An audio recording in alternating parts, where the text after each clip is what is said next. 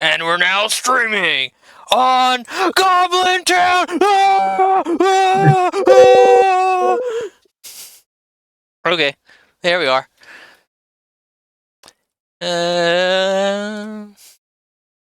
Oh, let me pop in my earbuds.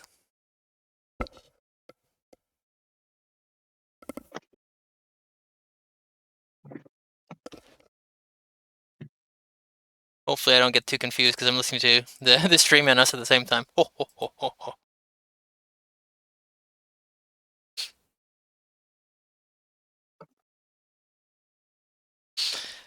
Okay. I just remembered we have a Twitter. I should probably update that right now. Yeah, do you want to like tell people that we're actually streaming now? Yeah, I guess we just expected ourselves to show up and nobody else. Whoops.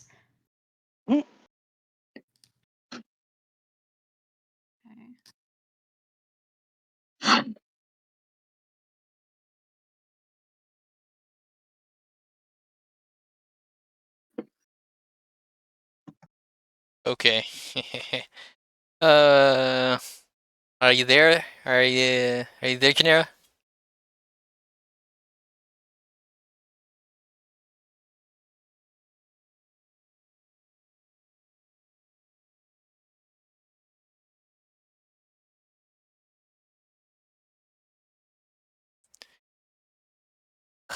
This is the life of a streamer. So many streams, so many plates to spin.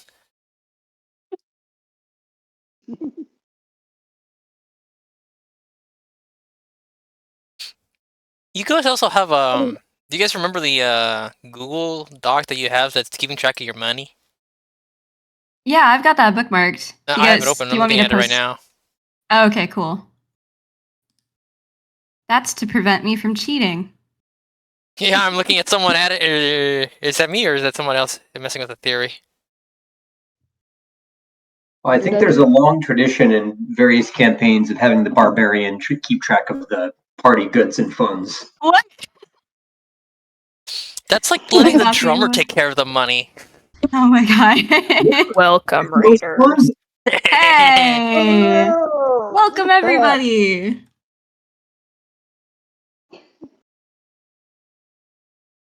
47. Dang. That's pretty crazy. Daryl, you should tell all these fine people about our campaign. Wait. Oh, okay. Yeah, I was just waiting for Janera to show up. Okay, hold on. I'm here. Fantastic. Okay. So I'm going to read the illustrious campaign notes, dating from session 33. How many adventures does it take to steal a body? Okay, so let's see here. Okay, so you had just activated the magic circle of protection that cast out the gremlins. Let's actually see. Let me see if I can pull up some gremlins right here.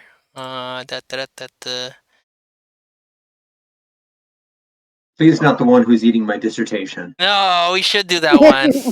My god, I forgot about that. Okay. I worked hard on that. Yeah, I'm on the wrong layer. Okay. Okay, there you go. So that's one of the gremlins. I'll make this a little bigger. You helped defeat the gremlins that were eating the collections at the university. For example, like this guy here. Yep, there he is.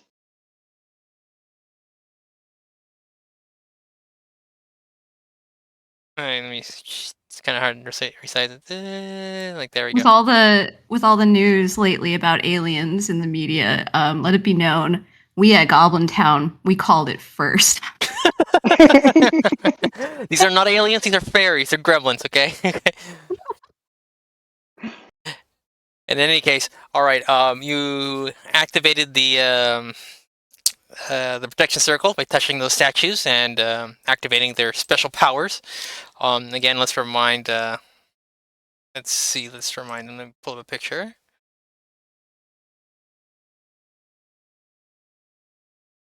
Let's see. Which one was there one that you preferred particularly? I'll do this one. I like this one. I like them all because I drew them. Okay, right. So if you remember all of these particular statues, it had little crystal ball thingies. Um, so you touched them, activated them, and cast out those gremlins. And you were congratulated by Professor Wrath.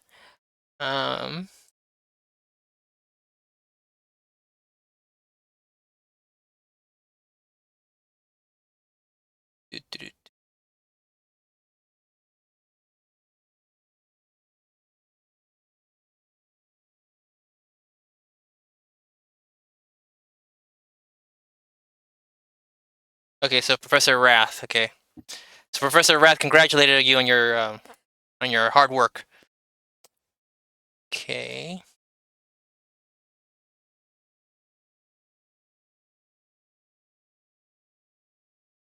Let's see. Oh yeah, I think I forgot to do because there should be a Twitch chat, right? Let me do the Twitch chat. I think I forgot to do that one. Oh yeah, linking that up. Yeah. How did we do this one? No, that's not it. You just need the right link to it. Indeed, do you remember how to? Oh yeah, because you had you. Oh, because this is for a new channel. That's why. Yeah. Oh. Oh shit. Yeah, give me the okay. link. Yeah. Okay. I think you just need the link to the pop out. Okay. Yeah, I need that Streamlabs widget link. Andy, are you on that? Yeah, hang on. Okay. Okay. Well, get that to me when we can. Okay. Anyways, so after you've now left the university and you went back to your favorite bar and you visited. Let's see, where is? I can't remember where I put that particular one. It's the Madison Fart Knocker. There you go. Okay, there we go. Oh yeah, so Such a babe, such a hunk.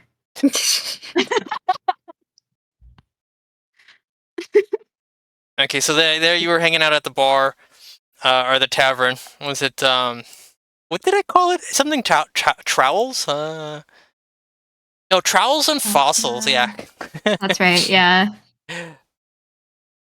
trowels and fossils. And here's the bartender there, Madison Fart Knocker. You were actually describing some of the you were describing some of the things that happened there, but you were being a little bit coy and you weren't giving him all of the details. You were just saying that there's a lich in town, but you weren't describing what you were doing, what the lich had. And then and Madison seemed to know a few things. I was actually confessed that they had been previously some sort of monster hunter, but basically tried to retire from that kind of work and was now working quietly at the bar, or at this inn. And then you had asked him if he wanted to join your quest for vengeance. I mean justice. And he said he would think it over for the night. So you all went to your rooms and laid your heads down on those nice, soft straw pillows, to think it over. And so now here we are, caught up. Is there anything I missed?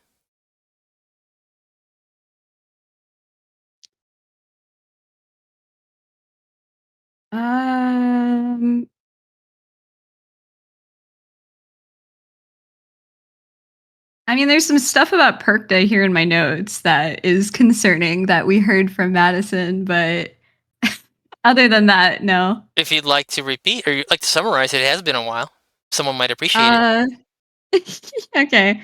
I guess Madison explained to us that Perkda attacked those who didn't use her nickname that we encountered at the strange ranch.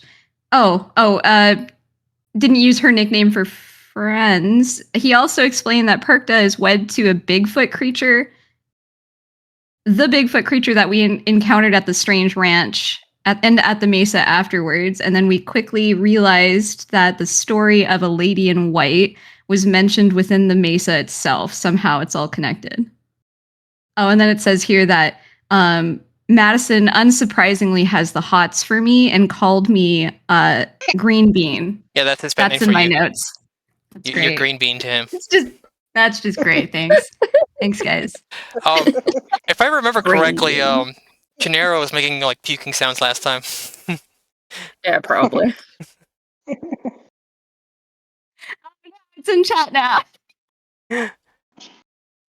Oh my god. Okay. All right. So you've awoken to the next morning to the sounds of wagon wheels creaking and the bustling of the city. Like, onions for sale, onions!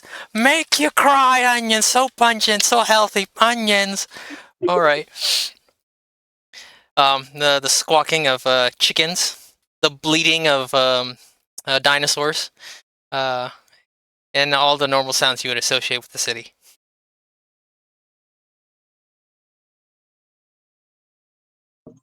Is there one cabbage merchant who is always getting his inventory my smashed God. and then buy cabbages? Cabbages! No. Such a crime is considered a felony in this town, and anyone caught destroying cabbages will be punished severely.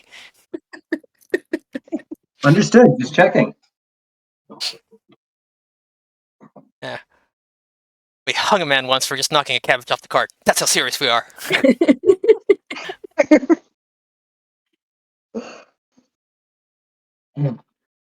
Okay, so what's your morning routine, everybody? We already know Graddolls. He's going to check his roots. I was just about to say he probably needs to apply some hair dye. Randall does get up early and applies, smashes up some small purple berries and begins to comb them through his hair. But then, he actually kind of gives up halfway through and then just comes down for breakfast. I'm wondering, do they stain your skin as well? I mean, like, how do you keep it from not, like, dyeing your skin? That's a good question that Gradall's player hasn't quite figured out yet. So let's just say that he's able to use Druidcraft to create like those cheap plastic gloves that you get in hair dye kits out of leaves or something. Like, the other thing is I'm thinking, like, wait, you have a mohawk, basically. So, Yep. Are you shaving the rest of your skin? Because that's going to come in not purple. I am shaving when possible. However, to be honest, most of my hair is kind of thinning on the sides. And when it does come in, it's actually kind of like almost a little translucent. So it's actually difficult to see unless it's gotten a bit long. Oh, So I don't okay. worry about shaving as much as dyeing. Okay. What episode are we on to finally kind of get more details about what Groudle actually looks like? Well, we never really made it a point to like figure out Graddle's hair situation. We just happened upon it since we're doing our morning There's routines. hair. Yeah. We're just like, he has hair on his head. That's all we need to know. Yep. Okay. Well, we haven't gone into details about Aetheri's hair or Janira's tattoos or anything like that. Or Janira's hair. Yeah. Oh, and I do make myself a great big fresh bushel of a bouquet of flowers to hook to my back before I come down. Okay. Oh no. Are you gonna match the season? I mean, technically we're in winter right now because we had that big snow a few days ago. So, what's a winter flower? I don't know about any particular winter flowers. Let's just say that I'll go completely out of season and just go for chrysanthemums. Excellent. Okay. All right, Chanera. What's your morning routine?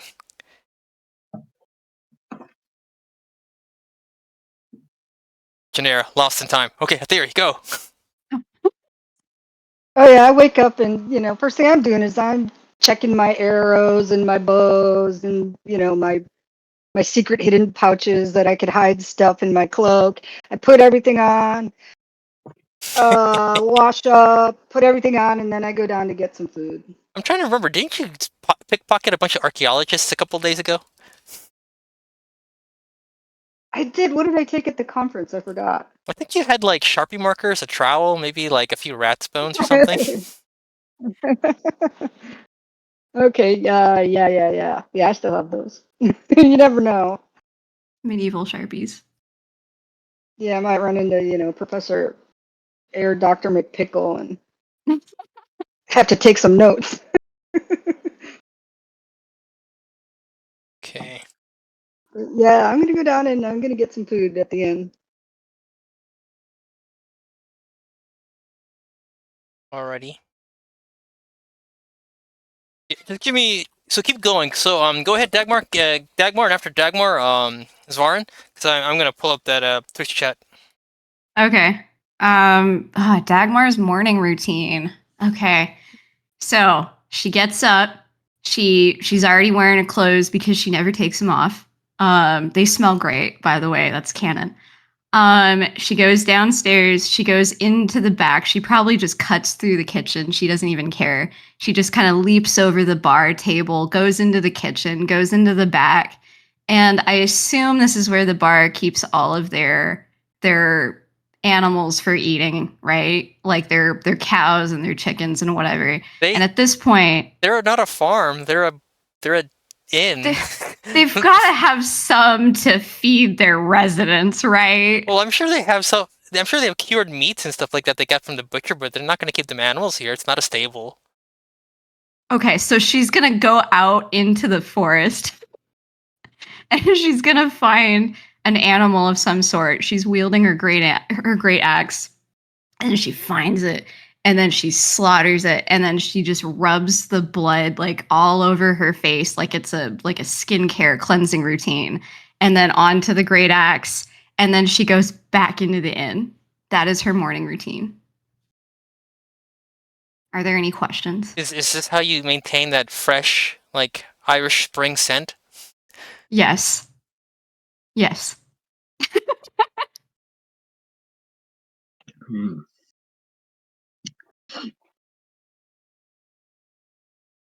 Zavarin, what is your morning routine? All right, well, that was all very specific, but moving on. I'd say the morning routine, slow wake up, likes to sleep in a bit. And then from there, it goes into a little bit of instrument tuning, preparing for the day. He's got to look flawless. So he's, making himself look tip-top shape. And then I'm going to just head down, start trying to find some food. Okay. All right. So everybody makes their way down. Okay. So I assume you're all now sitting at the table. Zvarin probably drumming his fingers on the table. Dagmar covered in blood. Gradal with a bunch of flowers. Aetheri checking her pockets. Oh, and Janera. How about you? Yeah, I just get cleaned up and then head downstairs for breakfast. Okay. She's like, I'm not like you weirdos.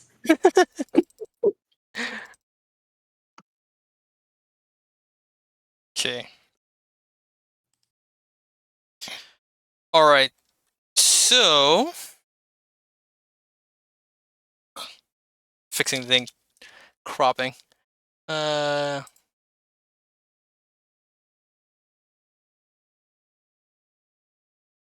wait. Sorry. Okay. All right. So that's when Fartknocker walks up. Never gonna stop giggling at that. It's like, hey, green bean, kidney bean. All right. So, did y'all sleep well?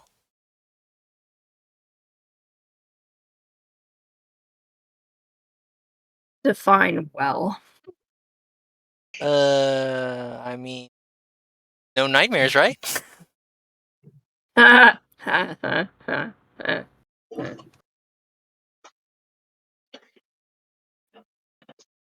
No, you need to sleep with cursed artifacts for that.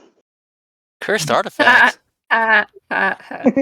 Genera, did you have any nightmares last night and last night and last night and all the nights?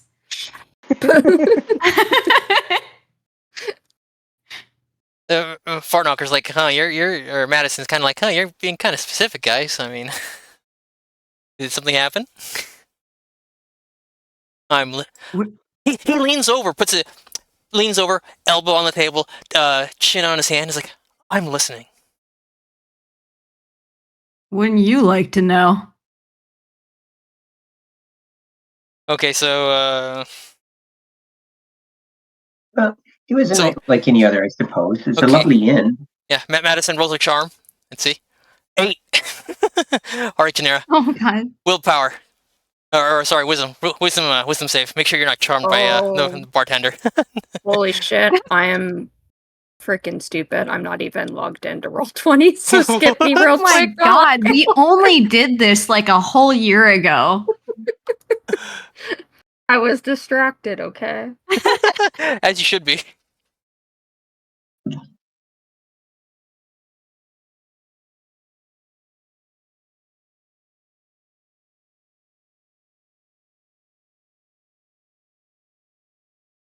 And then I think I could do a.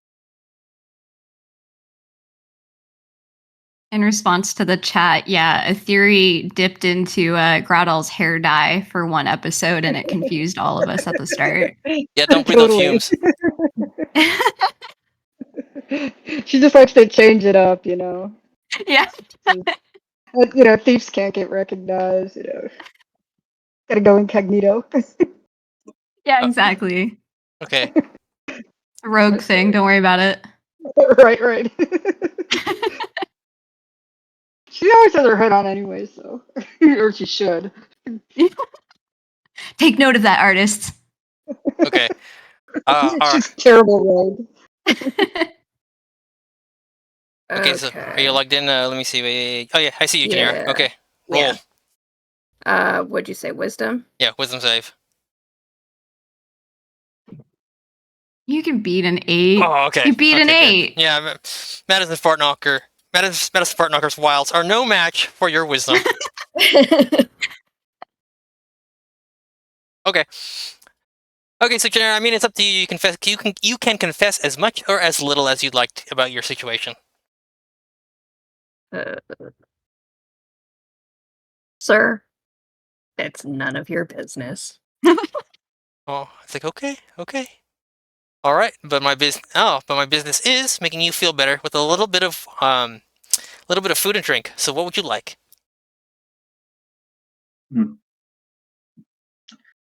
May I have a cup of hot green tea, please? Hot green tea coming right up. Pulls out the little. Let me see. It's a little wooden board with a bit of wax on top. Wax on top of the wood board. Pulls out a little stylus and he begins to sort of scratch into the wax. Okay, green tea.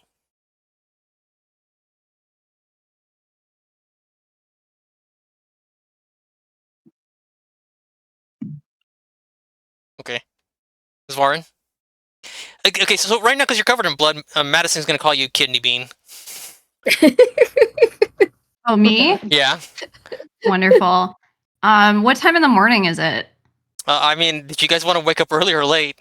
Waking up at the crack of noon? I mean, specifically, if we're ordering things, I don't care what time it is. What's the hardest thing you have to drink? The hardest thing that I have to drink. Like alcohol-wise, specifically. I don't need any of this BS with these weird, messed up potion things. Just give me something alcoholic. Huh. I think I do have a batch of something that made someone go blind once. Okay. Oh my god. If you want, you can give that to the green one. I'll take it. Challenge She'll probably accepted. enjoy it. Yep. Okay. Give it here. I think she's gonna want to try it and see if she can not go blind, even though she knows it's. Well, you Just know give what, that one to Zavarin? Let's order 2 and let's see if you're still standing by the end of this. What spells do I have right now? I mean, unrelated. Do you have any alcohol or just tea? Yeah, we have alcohol. It's a little, the Surgeon General doesn't particularly recommend such hard alcohol this early in the morning, but okay. That's fine. I don't usually listen to recommendations anyways. Oh god. All right. Okay. Any other special orders? And so takes down your orders. Yeah. Did you have something, a theory? Oh, I was gonna get a breakfast ale and some oatmeal, but no sardines, Oh. please. Oh my god. Okay. Sardines. I'm trying to think. What's a good sort of winter? Oh, I know. He's gonna get you some oatmeal with a little bit of pumpkin spice in it. Pumpkin Aw. spice. Oh my god. Okay, the Madison takes all your orders down and then rushes off into the kitchen and starts to yell at some assistants in the back. Okay, so you now are trying to make your plan. You're waiting for the orders to come through. What is your plan? Okay, are you gonna burn the town down? Are you gonna go back to the university, confront Professor Wrath? Are you gonna just go off and loot some tombs or something? Raid some tombs? I don't know. What are you going to do? Well, I know that Mr. What did he say his name was again? Madison Yeah, had Madison said that he Fartknocker. was going to consider our proposal in the night. How much? He's not within earshot, right? No. How much do we want to share with this particular individual? I mean, isn't it similar with our last newbie, Zavarin? Like, he doesn't get a cut until he proves himself. I mean, Zavarin still doesn't get a cut. I swear, I thought I was here long enough. Okay, listen here. Listen. Be grateful. Usually, when Dagmar is talking about a cut, she's not referring to money. Yeah. Yeah, what he said, what the little guy said. Oh, at least I don't call him little.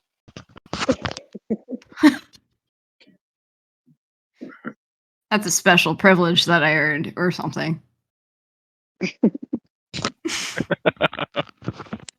Maybe this guy, Mr. Fart, maybe he has a boat. Remember we discussed getting a boat and taking, going back to the university and retrieving the item, hint hint, and then taking it back to where it could be. I don't know. I'll just shoot some word. I'll just create a word right now in my brain. Repatriate it. Maybe we could. Well, Maybe we could do that. Did you get that word I mean, from a horse? that was certainly an intellectual display there, Dagmar. But I thought you and I were just gonna steal a boat. I will. Might I just point out here, just to play devil's advocate for a moment, one concern we do have is I have no compunctions given Professor Rath's activities purloining said object. My concern is we did see all sorts of various protective glyphs and other curse-preventing spells surrounding the object. What if by taking it we inadvertently break or void one of those one or more of those protections?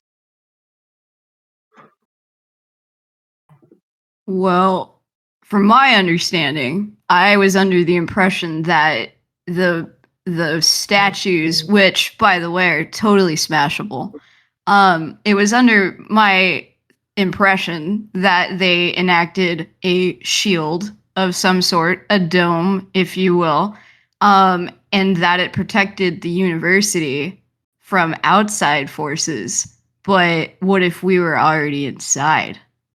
Eh? I don't think that's what Rattle's saying. Well, gosh darn it, then.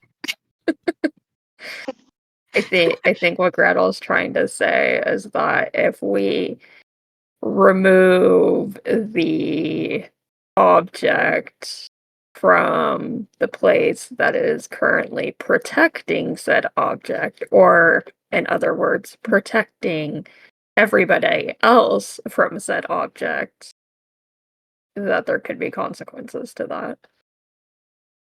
What if we tested it? Oh, I had a thought. I had a genius thought. Hear me out. Oh no.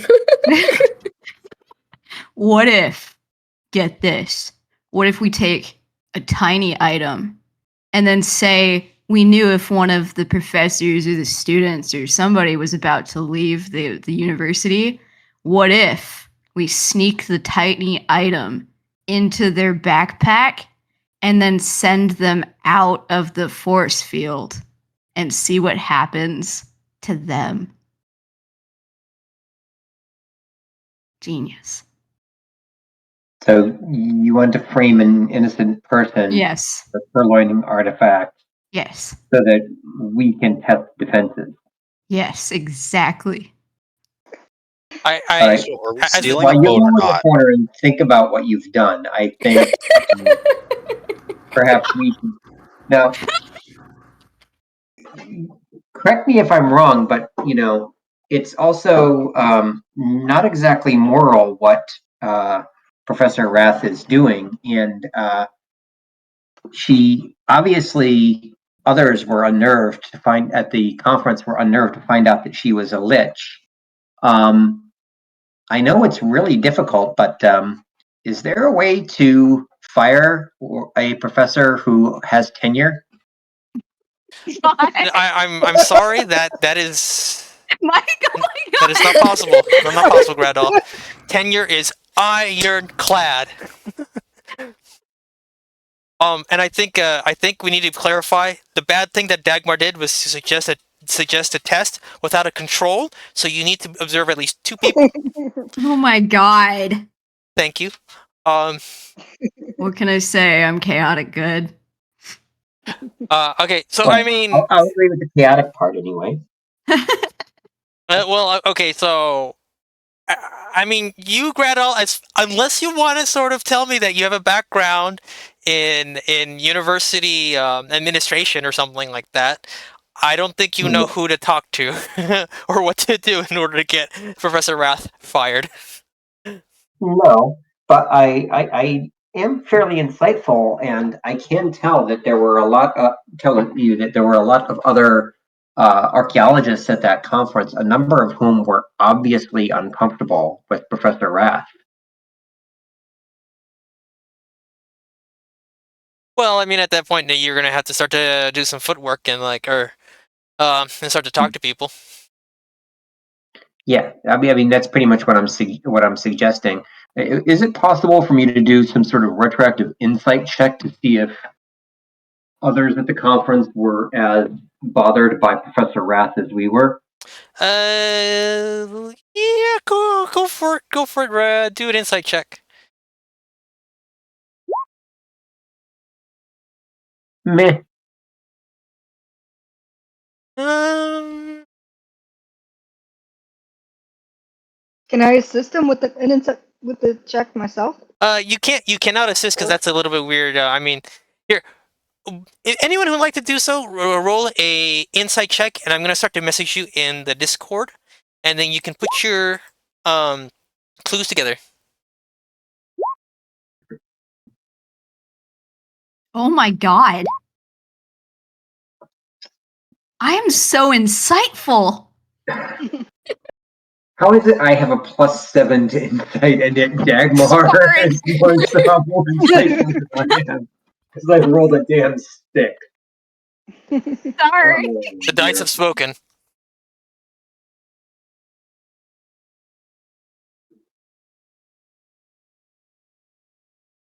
Zavarin is like, I noticed there was a door. We were standing on flooring. I had a roof over my head at the moment. Flex is funny you say insightfully. I that. sure do. It's funny you say that because I actually left the room for a really brief moment to grab pizza, and it's I don't know what's happening. Checks out. We're about to be attacked. And we're gonna die now, thanks Yeah. to you. No, I'm kidding. Yeah, no, that tracks. I mean, I'm gonna have to like look for each of you guys in the thing, trying to pull up everybody here. It's been a while. Make sure I don't accidentally message the wrong people. And trying to pull out Gradall here. Where did Gradall go? My goodness. Future merge. And only I'm we I'm buy. very small. It's difficult to find me sometimes. Goblins do have that hide ability.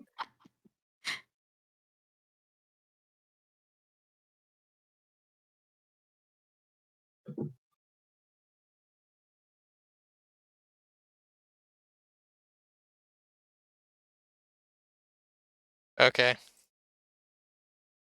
Yeah. I mean, I don't want to speak for anyone else, but clearly the archaeologists were scared of Professor Rath, like maybe even terrified. And even Madison, our former monster hunter over here, last time we met with him, he was very nervous and pondering what to do about the information we gave him. So maybe when he comes back with our breakfast, we should have a more in-depth conversation. Well, it probably wouldn't be a bad idea to get a bit more info on what people thought, because my view of how people responded was that some of them were kind of scared, and then others really just were not that fazed by it. They just kind of shrugged it off. That's really interesting. In my insight, which was far superior to yours, I also gathered that. And I don't know why I didn't incite something more than what you had gathered, but I didn't. So all I can say is yes, what Janera said. Oh, wait, there's more. And I corroborate that. I know. Many seemed surprised. Some just shrugged it off.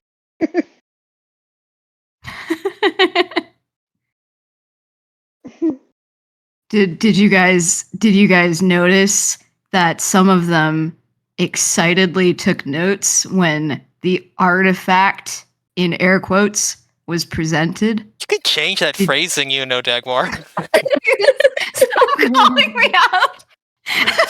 She has insight. She doesn't know how to paraphrase. I used strength to insight. I mean, your brain is a muscle. you're just like, yeah, I'd like to insight check that. Can I use my strength as the modifier on that one, please? I'd like to use brute strength of intelligence. Oh my god. Can I intimidate my brain to do what I need it to? Oh my god.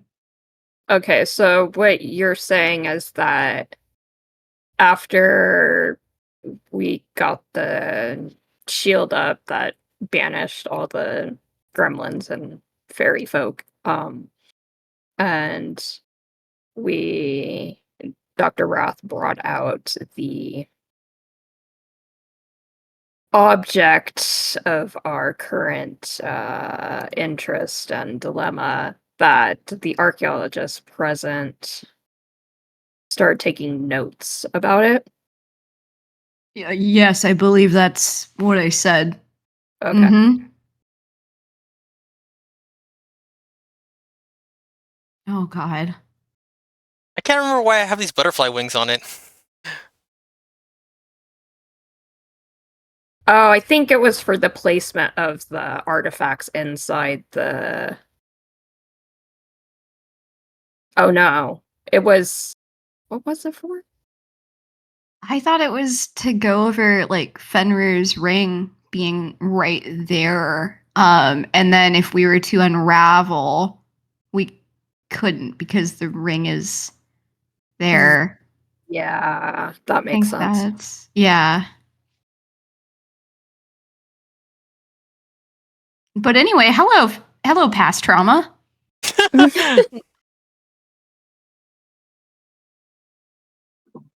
Okay, so then the question is, like, they were clearly more intrigued by this than they were concerned with Dr. Wrath or any ethical concerns about why Dr. Wrath has this in her possession or in the university's possession. So would we really, I don't know, would we really be getting any support from any of these other archaeologists or professors, or can we expect just to have them be like, it's research potential? Well, even if we can't get any the response that we want, we could get information. One thing I do know about these people is they do tend to like to talk. Fair. We haven't since the unveiling of this, we haven't seen Professor Pickle in a while. He might have run off. I don't remember. It's been a whole day. But if he hadn't, maybe we could talk to him about it since we've got somewhat, a relationship with him.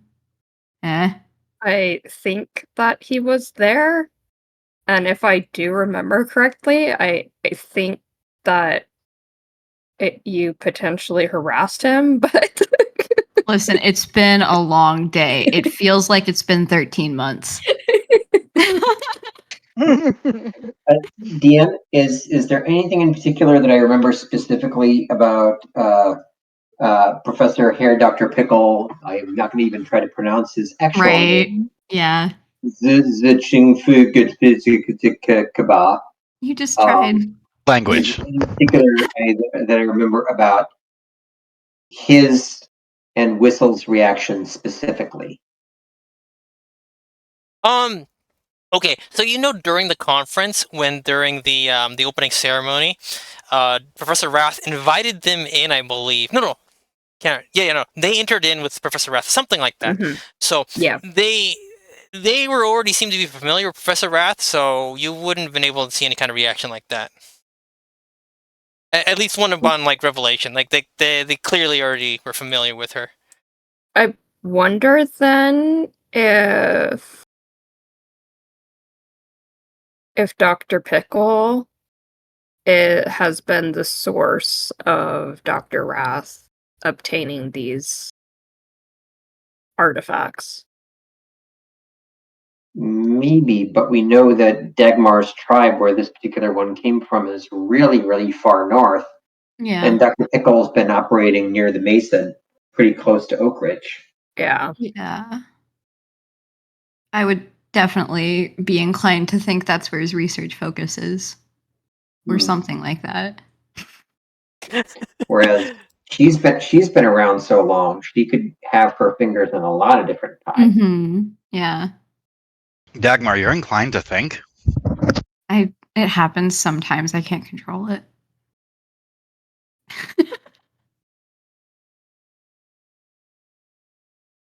This is one of those thoughts I can't control.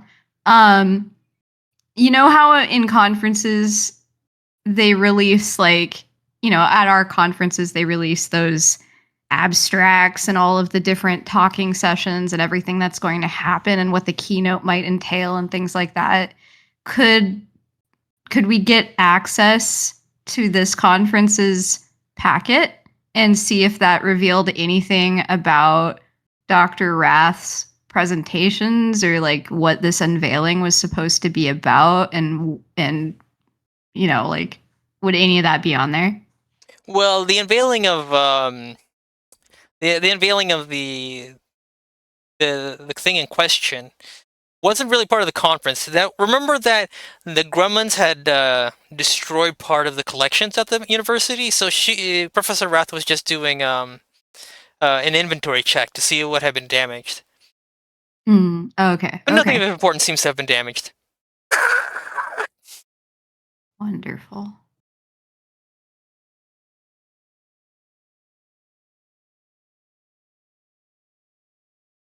We could just make some signs because students love protests. They love it. They don't even need to know what's going on. They'll just join, right? So what if we just made some signs and then we go to the front of the university and we're holding up these signs that say "Down with the Wrath" or something, and then students will join, and then maybe we'll have a story here. I don't know if we have anybody who really doesn't like the professor. I have a good old zone of truth I can throw that way. Otherwise, it's going to be a nice vicious mockery of the day because I can do that too. Well, Can my I guess is- can I lead the protesters? I'm overdue for a good protest. Are you gonna have a drum circle? Excuse you, I don't play the drums. That's a barbarian weapon. Whoa. I only use elegance weapons. Thank you very much. Oh, don't act like you wouldn't be the drummer of this group. Okay, yeah, true. But you would be like a harmonica or But I'm already triangles on? or something. What instruments do you have proficiency in there, my friend? None at the moment. Yeah, that's what I thought. So go play your drums. Am Go I or duck am I your not hair. starting a protest? Because I will do it. Well, it's a pretty good idea. The thing that I'm concerned about is my impression, at least, was that the students would have been more afraid of Professor Wrath than angry with her. Goodness knows I was I afraid mean, we of her. got some gold. We can probably pay a few people off to be angry.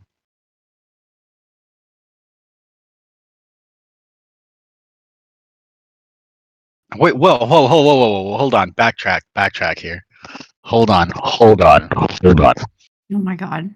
I'm the dog. That's a bit racist. Oh my god. Really? I Really? mean- The scaly one is your pet? That's a bit racist. Listen, you're the I will not bard. stand for this. I will not stand for this. You're the bard, so I think that means you should be the stoner.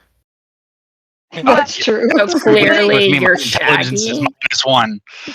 But in defense of the Scooby thing, we all knew each other first, and Scooby Doo came later. So there's What that. canon are you though? following there, buddy? It started off with the dog and the stoner, and then everybody else joined in. I'm a founding member. I just wasn't here when it started. Oh my god. yeah, no, the It's bard is Bard Scrappy is Doo. That's just Yeah. insulting. All right, that's just mean. This is bullying. So, in this scenario, am I the stoner or am I the dog? God. Well, I was suggesting you be Daphne since you're purple. I think that's accurate. Oh my goodness. All right then. Okay then. So what are you guys going to do? I don't know. I still don't know what you were decided to do yet. Well, Have the we- bard is suggesting to do bard things. Have we Suggested to do has chaos Madison come things. back with our drinks yet? And our breakfast? Oh yeah, that asshole didn't come back. Okay. No tip. No tip. All right. Well. Okay. Speak of the devil. Sure. That's how Okay. convenient. So Madison comes back with a cheer and the fresh, warm smell of pumpkin spice oatmeal to a theory, and a morning ale. Then I'm making 2 drinks of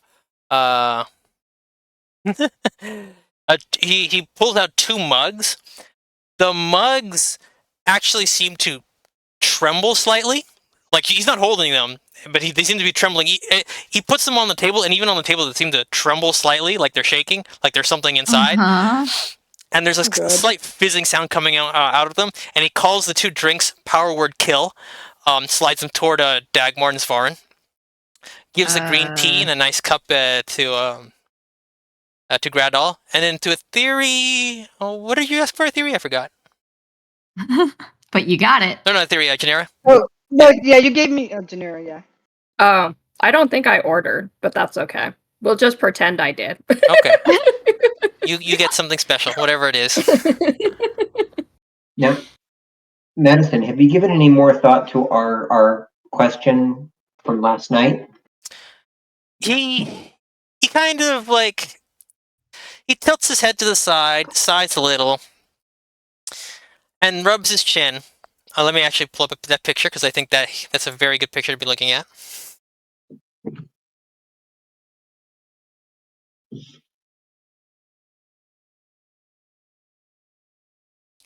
Kind of like this.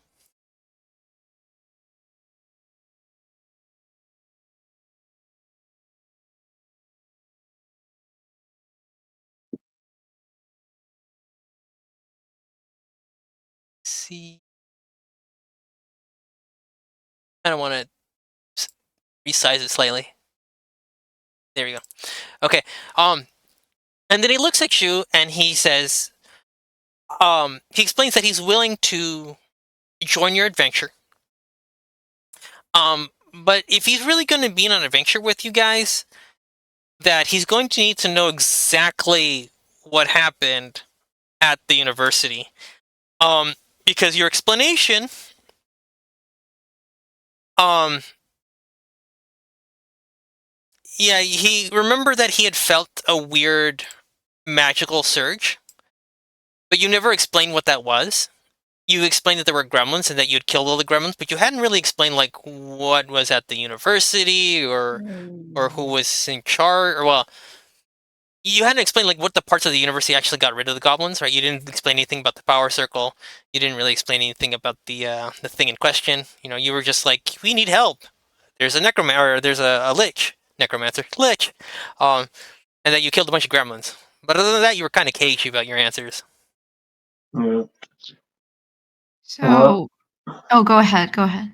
Well, I just wanted to ask you if we want to be, my colleagues, if we want to be a little bit less cagey, since we're sort of at an impasse at the moment.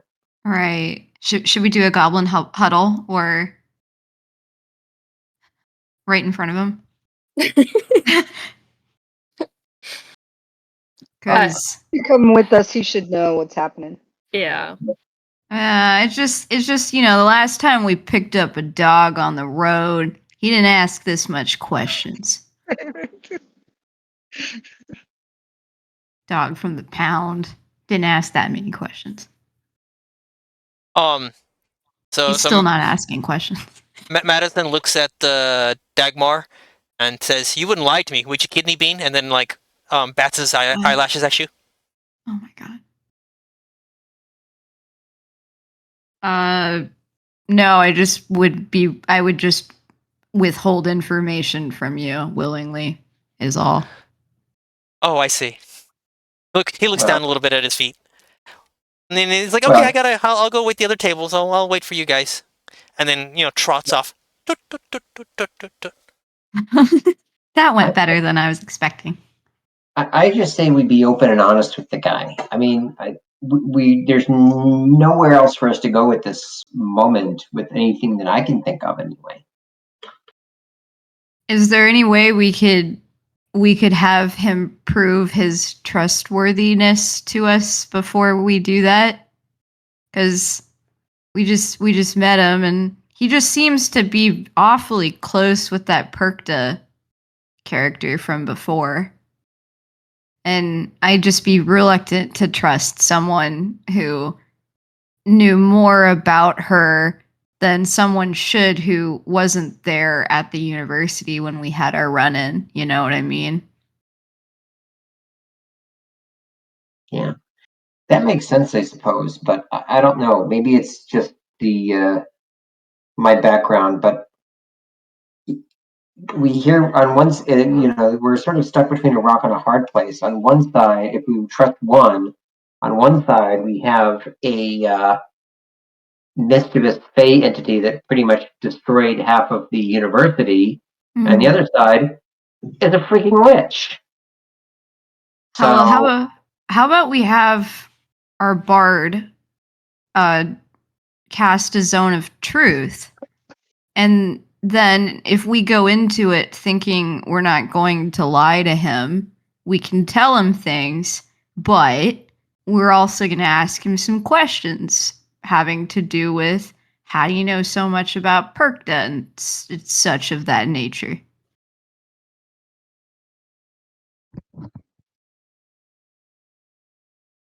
I'm down for that. Dog, did you catch that? Eating pizza. Useless! Answer to that name. Useless! Now I want pizza. I know, I'm gonna order some after this. This is ridiculous. Yeah, you should. You say after this because you're like 3 hours behind me, but So, does I that like sound? casting things. I think that's probably a good plan. So yeah, if Savarin's down with casting a zone of truth. Because I do think it's a good idea to make sure we know, I guess, if we could actually trust Madison.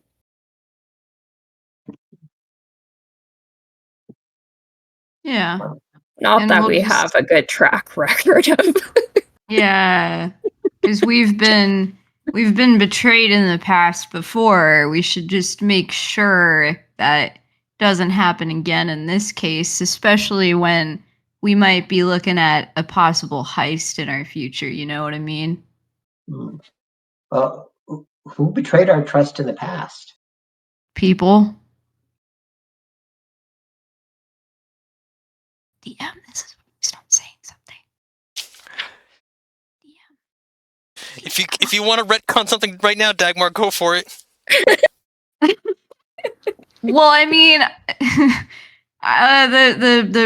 the strangers at the Mesa were clearly not very cool, and we had to put one of them down, and then there were more.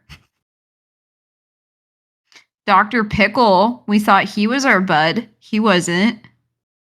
I mean, but did we ever really think that he was our bud? Like, I think we were all kind of like sus of him to begin with. Oh, and the Soap Makers Guild from the very start. Come on now. The mayor with the pig. You do not besmirch the good name of Dandyfoot. How dare you? So, what was your problem with the mayor, other than the fact that he wouldn't give you the pig? No, it was just that. It was mainly that. So, you feel betrayed by someone who wouldn't give you his beloved family pet for no other reason than you threatened. Whose team are you on? Hey, I'm I don't just- have to choose sides here. I'm just saying. I'm just trying to make sure. If you're going to make an argument, have evidence to back it up. I'm just trying to make sure we don't have to put another one of these guys down. You know what I mean? That's all I'm trying to do. So much blood on her hands, and then she just kind of like wipes a little bit off her cheek. The blood you smeared all over yourself. Yeah, exactly. She's just like, ooh, not convenient to have this on my face right now.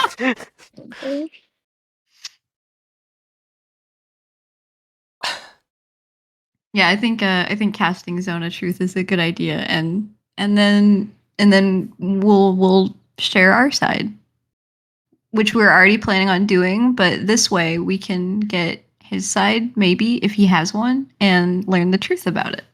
Okay, I'm going to ask you, where are you going to cast the Zone of Truth? Because there's 2 points here that I want to make. One, casting a spell is obvious. Like, people know that you're doing something. You can't hide it. And number 2, it's a 15-foot radius, so it's a 30-foot diameter circle. Basically, that's the entire inside of the inn. So you're casting out on everybody here inside. So what exactly are you doing? That Personally, might not I think that be sounds bad. funny. Yeah, that sounds great and might help people like with their marriages and stuff. Yes, because telling the brutal, honest truth to your significant other is always a good idea. Yeah. Yes, you look fat in that dress. Yeah.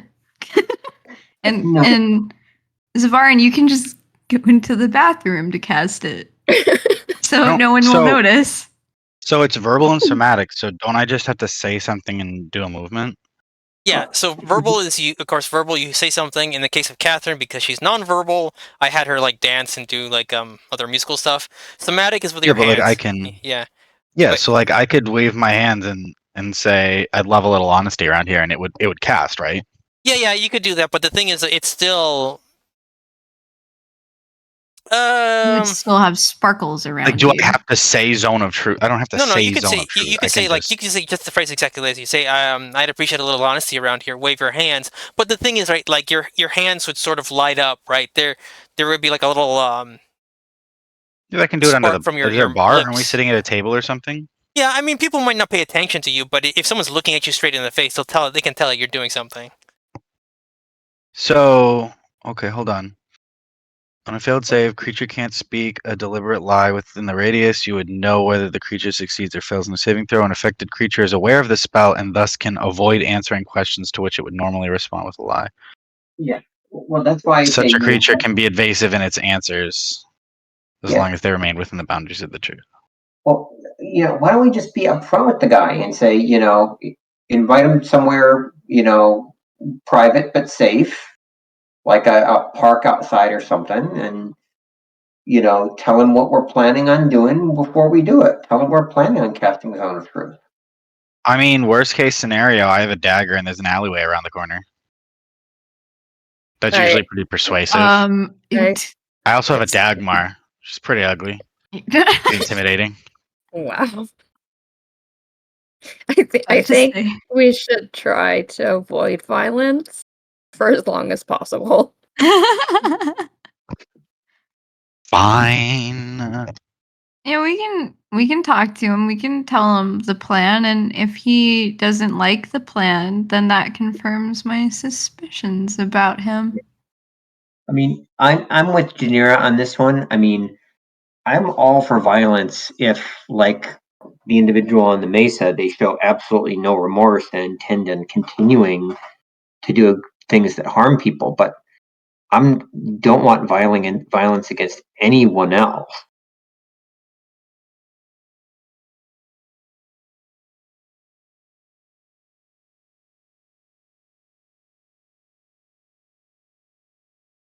All right. Well, should we let's do as you say, Gradal. Let's ask him if he would want to talk to us outside, and then explain that for his for his benefit and ours, we would like to do a thing of truth for his benefit and ours.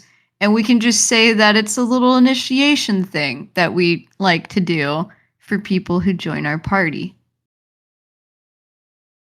It's like a hazing ritual, except nicer, and you get a flower at the end of it.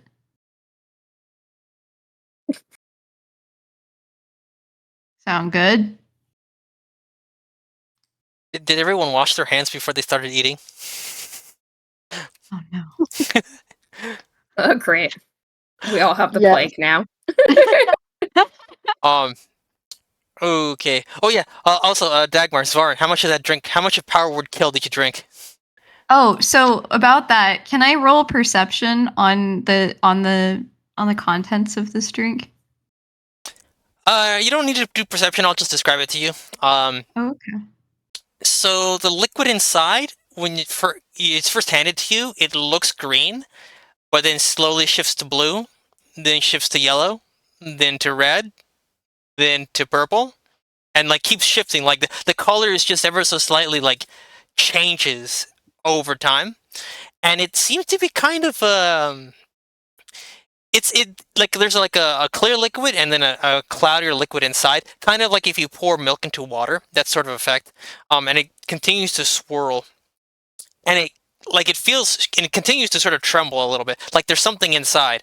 But if if you like take the cup and you lift it up and you swirl it from side to side, it just feels like liquid. It doesn't feel like there's a rock or an animal or anything like that, but it continues to sort of shake a little bit, and it's just sort of fizzing slightly.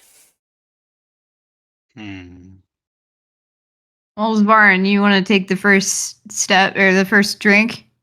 It's all on you, man. Go for it. Yeah, You got why not? this. How big is this drink? Is this like a whole drink, like a No, whole it's- glass, or is this like kind of like a whiskey glass size of a drink? No, this is like a beer mug. Oh, okay, cool. I'll take a sip. Just sip. Just a sip for now. Okay. Be a dragon. Guzzle. Down it all. Bottoms up. Okay. Okay, how about a gulp instead then? Okay. No, Probably it's gonna fine. regret that, Okay. but okay. All right. I want you to make a Constitution save. Ah. Are you sure? Do I have to? Yeah, Constitution save.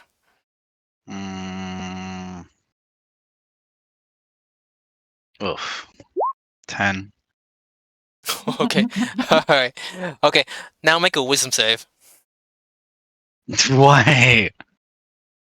Come on, my dice are not rolling well tonight. Hold on, I Okay. gotta refresh the page before I roll again. Okay. No. Okay. So.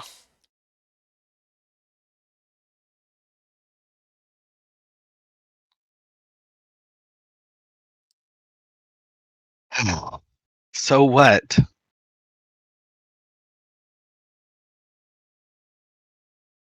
Oh, great. I hate when there's a message in my inbox. The crystal ball has revealed something to you. Yeah, that can't be good. I'm just gonna start just like heavy hard blinking. Rubbing my eyes a little bit. Okay. Go, Dagmar. You drank it, right? No. Oh no, of course not. I didn't drink that. What are you gonna do with it? Just pour I'm it out gonna on the take- floor? I'm just gonna I'm hold gonna- on to it for now. I'm gonna take another sip. Okay. Go again. Con save.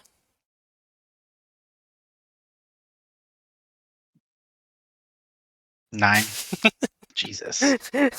Okay. Wisdom save. Disadvantage. Can you do disadvantage? Oh, are you sure? Do I have to roll disadvantage? I just got Yeah, a 19 on the disadvantage. first roll. 15 on the second roll, so it's Okay. gonna be the 15.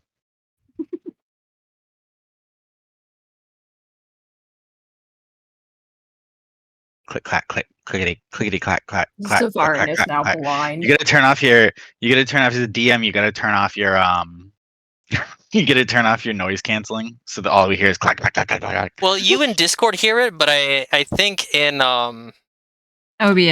OBS I do have the filter, so you can't hear it in OBS. Oh, great.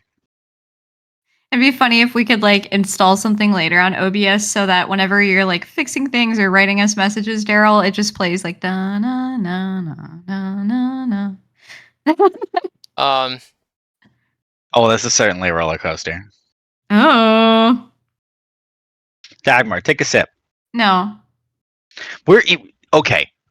Dagmar, where are we located right now? We're in a bar. Okay, you think that a bar, an establishment that requires patrons to and then I just can like pay cough for off to the it. side, like just cough off to the side while I'm talking, and then look back, not even like directly focused on Dagmar's face, like looking slightly past Dagmar's face. He's talking to a Like- wall.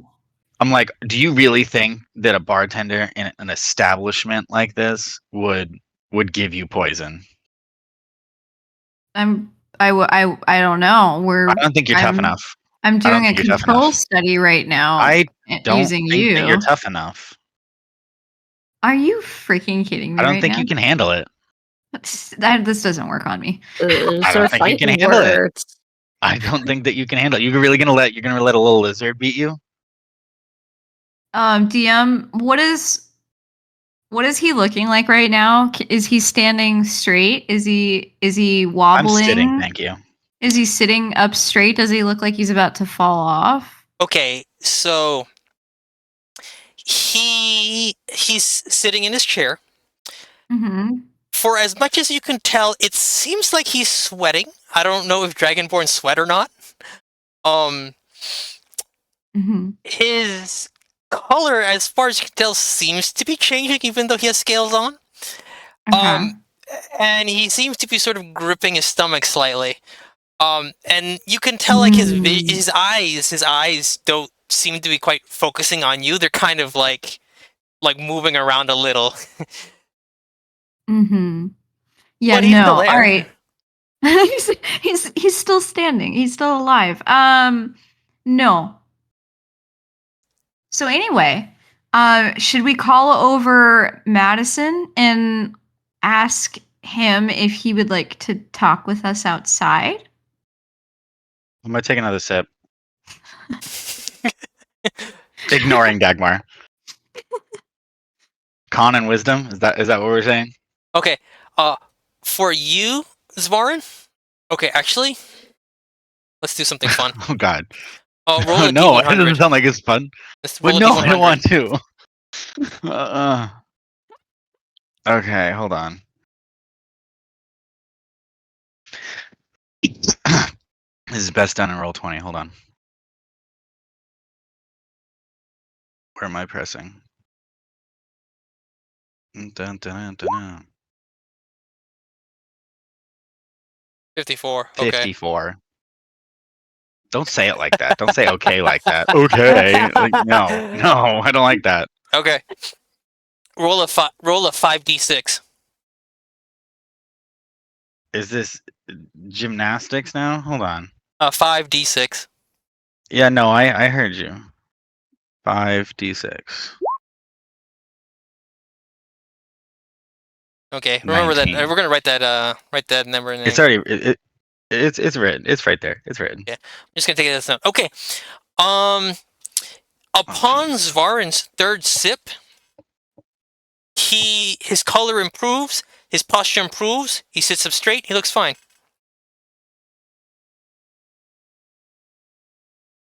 That's good for him. Now, I'm going to raise my hand and call Madison over. Just to ask, there are no effects from my green tea, right? No, it's a lovely ceremonial grade matcha. Thank you. Thanks. Okay, so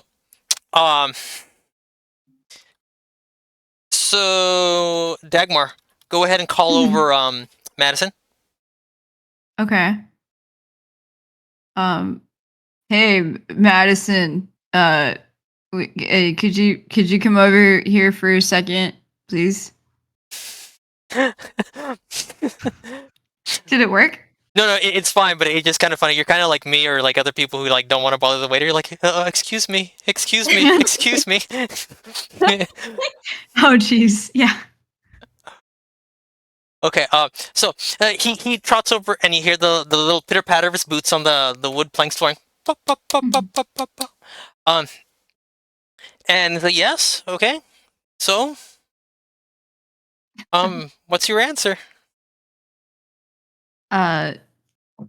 Gradle, would you like to explain our plan? Well, we want to share the information with you, but we also want to be sure that you're sharing information with us and that everyone's being truthful. So, what would be your objection to all of us being subject to a zone of truth spell while having this conversation? He again. He does the thing again. Kind of tilts his head, breathes deeply. Chin in his hand, kind of rubs his chin a little, and it's like,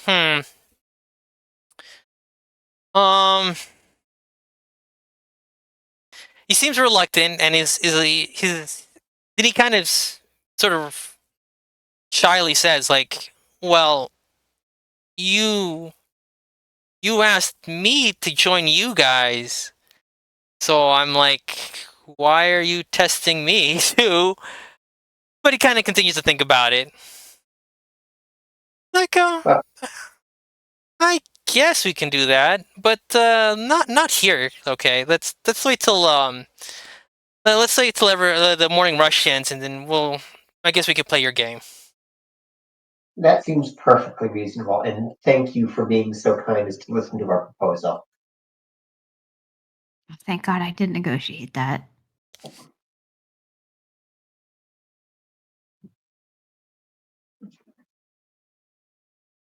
And I will continue to sip my green tea as whatever is happening to Zvarn as he's hallucinating in the corner or whatever the hell's going on continues to happen. This barn looks fine right now. Keep drinking. That's awesome to hear. So Dagmar, while you were too busy doing Dagmar things, I took your drink and I downed the whole thing. That's all right. Fine, you can pay for that too. I'm not paying for it. You ordered it. What Okay. should we do Delicious. now? It's Oh, magical. Okay. You should have drank it. wonderful. So- Oh my God. The morning rush comes and goes. You notice that a lot of people, the favorite item on the menu seems to be oatmeal with sardines. Some people prefer smelt. Some people prefer anchovies. And eventually it quiets down, and you hear the click clack of dishes as Madison picks up all the dishes and puts them away. Yeah. Finally sits down at the table, pulls up a chair, sits down, wipes the sweat from his brow, and it's like, okay, all right, let's do this then. Shoot, go.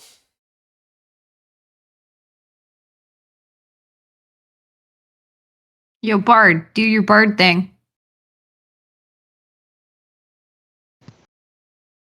I have a name. Do your dance. Do your thing. I did not agree to dancing. You're gonna have to be more specific than that. You, do your cast of do your truth. No, so just to mess with Dagmar. No, I'm gonna do what I was gonna do. If everyone's good with that, are we good with that? Am I doing this? I think everybody's on board. Okay, so I'll do what I said I was gonna do, and I'll cast it. And I'll just say I wish everyone was a little bit more honest in here and wave my hand.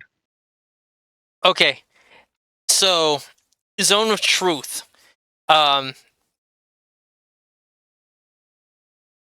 Okay, so the thing is that you have to acquiesce to this spell. So everybody here, you tell me in chat whether you resist or not. So this can actually be a little bit of a poker game now, because you can't tell whether someone's saved or not. So go ahead, tell me in the DM, send me a DM in Discord whether you resist or not. Well, hold on.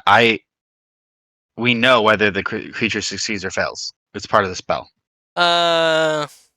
It says on a failed save, a creature can't speak a deliberate lie within the radius. You know whether the creature succeeds or fails on its saving throw. Okay, but okay, no, but you Svarn, you specifically Svarn would know.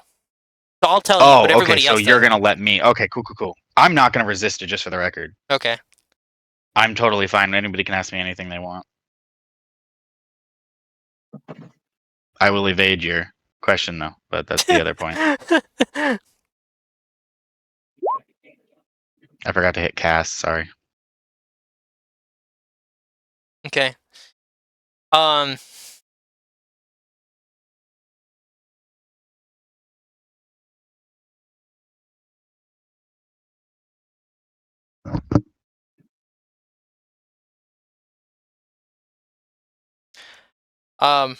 Okay. So let's see.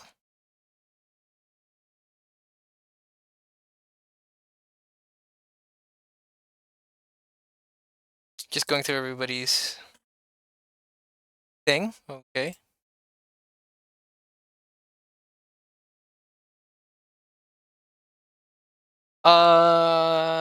Let's see then. Okay. So I'm going to send the thing to Zvarin now.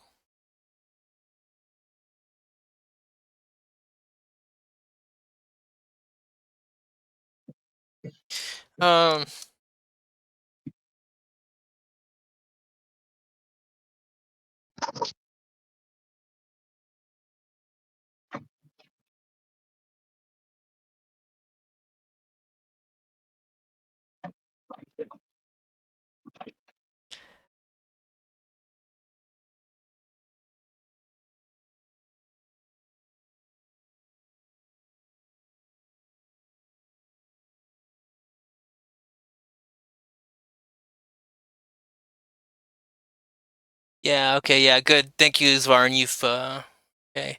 So yeah, let me explain Zone of Truth so that everybody knows it in the chat in case we don't know the spell. Zone of Truth, second level enchantment, casting time 1 action, range 60 feet, opponent's verbal somatic, duration 10 minutes.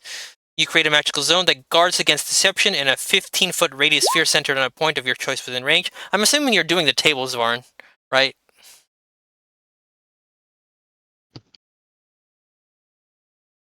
How do I drop it in? Can I drop things in? Oh, there we go. Okay, there. Yeah, until I the was trying spell to find the ends. button. I couldn't find it for a sec. Yeah, until the spell ends, a creature that enters the spell's area for the first time on a turn or starts its turn there must make a charisma saving throw. On a failed save, a creature can't speak a deliberate lie while in the radius. You know whether each creature succeeds or fails on its saving throw. In effect, the creature is aware of the spell and can thus avoid answering questions to which it would normally respond with a lie. Such a creature can be evasive in its answers as long as it remains within the boundaries of the truth. Okay, so I get to be Weasley in my speak here.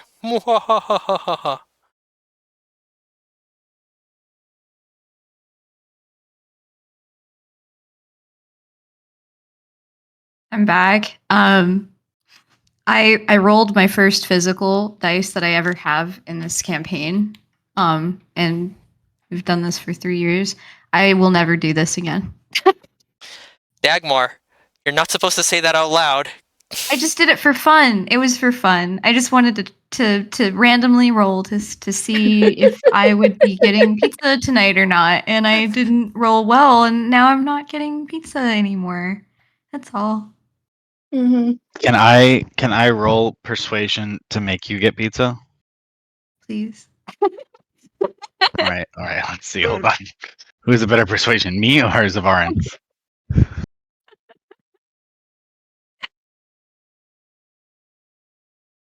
Oh, Zavarin. Here, I'm gonna roll. This is non-canon roll.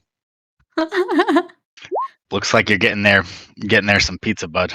Hell yeah! That's a 23. Go treat yourself. Sweet. Thank you. Okay. I mean, okay. All right, you are all sitting at the table here. Zone of Truth. Fantastic. So Madison kind of again like sits down at the table. Hands on top, like elbows on top, right? Sort of puts his fingers together, kind of intertwines his fingers, and it's like, okay, what's your first question?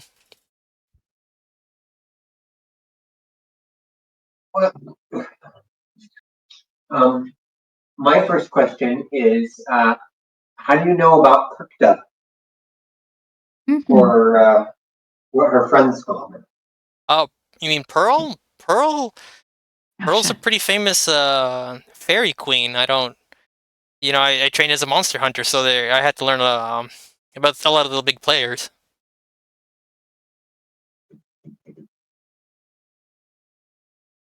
And do you have a question for us then, in turn?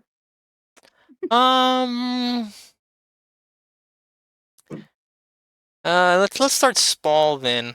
How much money do you have in your pockets? Huh.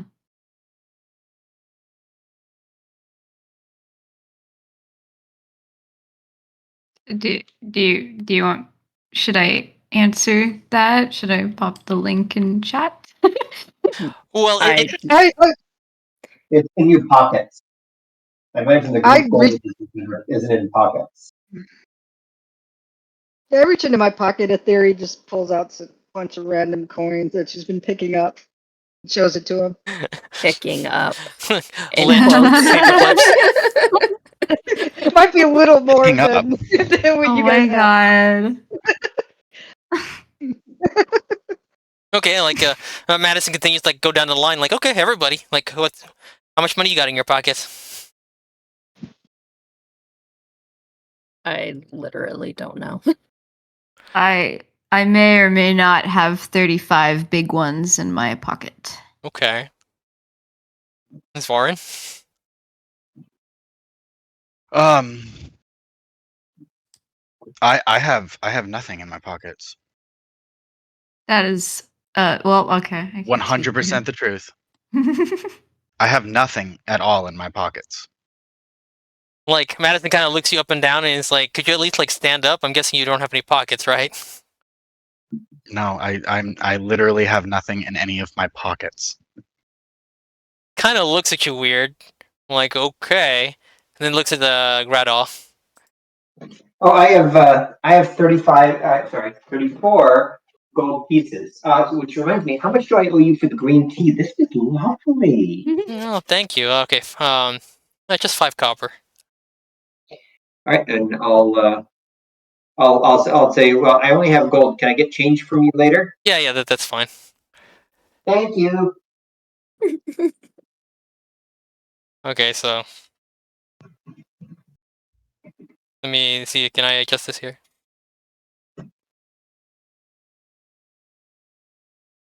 There we go. Adjusted. Okay. Question. Can I ask a question, perhaps? Okay.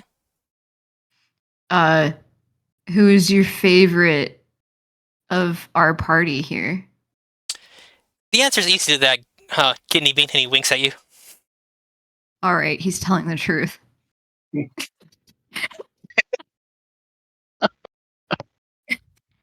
I figured it out, guys. He's one of the good ones. Oh no.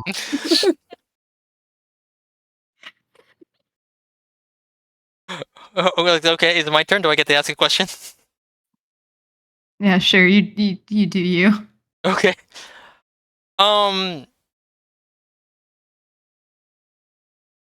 Okay. So. Okay. You say you killed all the gremlins. Okay. So, what happened to the gremlins' bodies? What happened to them? I mean, I didn't see them or hear any of them being carted out of the university. So, Um, if I remember correctly, DM, didn't the bodies basically disapparate when after they were dead? um, the bodies themselves. No, I think that the no the I'll have to go back in my notes exactly for the bodies. The bodies just separated because you activated the circle of protection, right? So once that activated, it basically cast them out, right? It exercised them, so to speak. So, but when you like put your axe right through them, yeah, they were left in a bloody mess on the floor. Ah,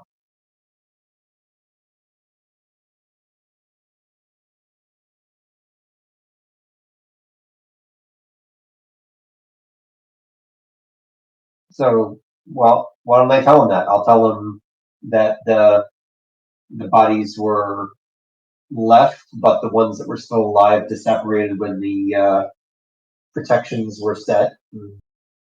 Well, no, like no, what both living and dead bodies disappeared once the circle was activated. Oh, both of them. Okay, then that's what I'll tell him. That's what happened. Oh, okay. So, then you're telling him then that the power you activated a power circle then. Yeah. Oh, okay then. All right. So how many details do you describe? Why don't we just say, when we activated the university's defenses, and then we can save the rest for the next question. Okay. So just give me the answers from start to finish, just so I got it. So you activated the university defenses, and And all the goblins, living and alive and dead, vanished. okay. All right then. Okay. I'll answer your question now. Okay.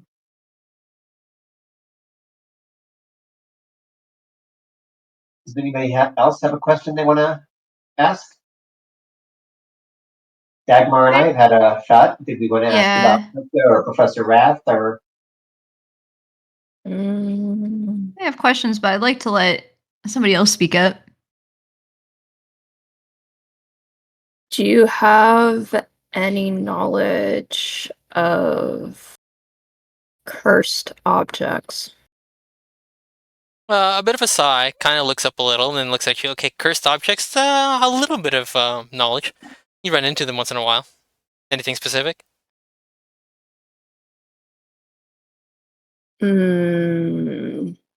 Really old objects that the group of individuals that have been here at your establishment the last few days may find very interesting. You're talking about the archaeological conference? Let me see now. What are some things that they were interested in? What is it? The shell mittens? But I don't know why you would wear shell mittens in the winter. Not sure what that is. Oh my god. Something about teeth. Let me think. Just so I can make that joke to my archaeology class this winter. Oh no. And then Stunned, you haven't used that one before. clover arrowheads? I don't know. I don't know. Don't do this to me. Don't. Four-leaf arrowheads? I don't The remember. Something Torture like that. Dagmar episode? Oh my god. The artifacts in question that we've encountered are made of actually a very, very specific metal. Does that ring any bells? Oh, then he kind of like, I think what you're talking about is all those odd things that come out of Pacifica, right? There was some sort of weird civilization that made a bunch of odd objects, and most of them seem to be all of them seem to be made of a weird metal, and all of them seem to have weird effects to them. I wouldn't necessarily call them cursed, but yeah, I'm familiar.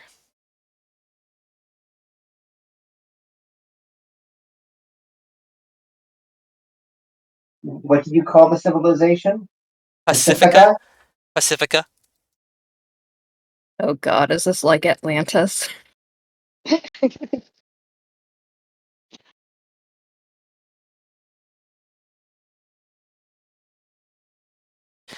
You'll never escape it. I'm sorry.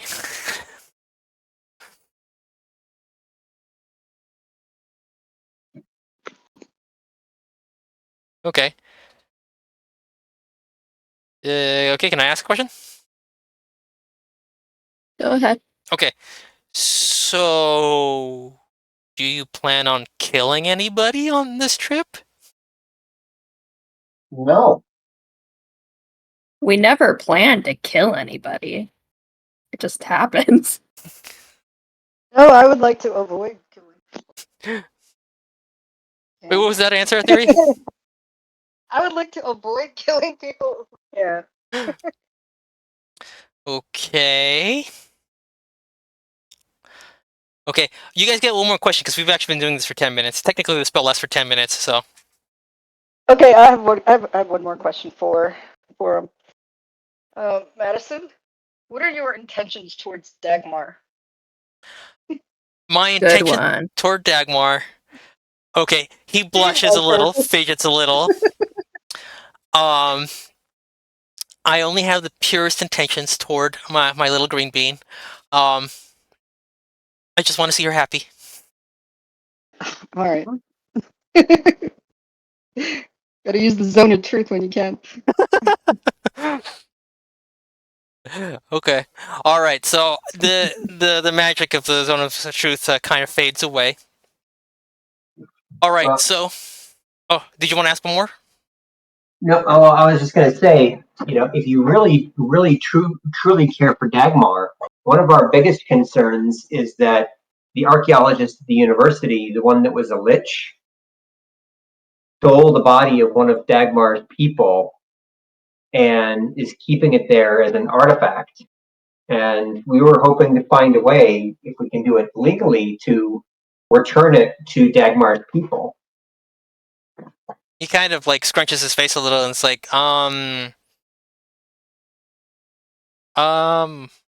okay. Kind of like, he's just kind of like, I'm not sure where to start there.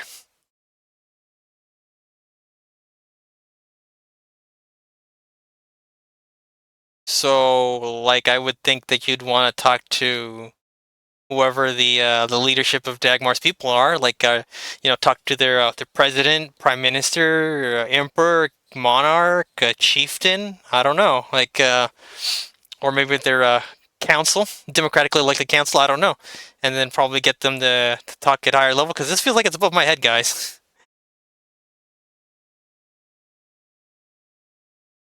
Which makes sense. The only problem is that they're so far away, and we don't have any means to get to them.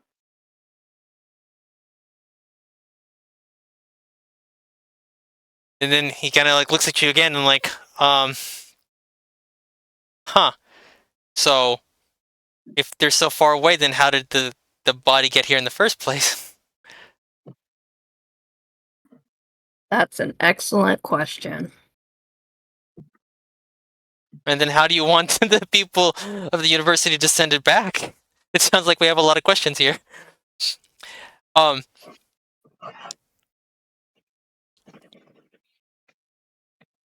Dagmar is back from her pizza order, by the way. Okay. So I hope you bought enough to share. totally. And donuts for all.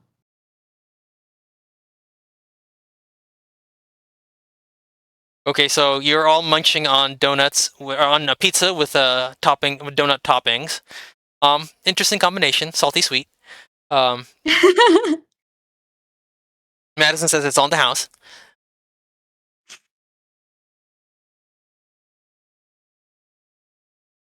Okay, so he kind of shrugs and it's like, "Well, I'll help you guys. But first we got to make a plan. I don't know.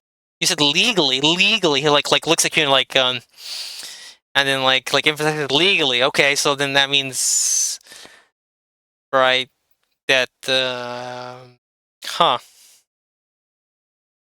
I don't know what jurisdiction the local city has over the university exactly, and then of course sending it over really far that's clearly outside of the university or the city's jurisdiction, and then how to get them to receive it, and then you got to tell them how do they even know they have it here? We don't know. Does Dagmar's people know that it's here?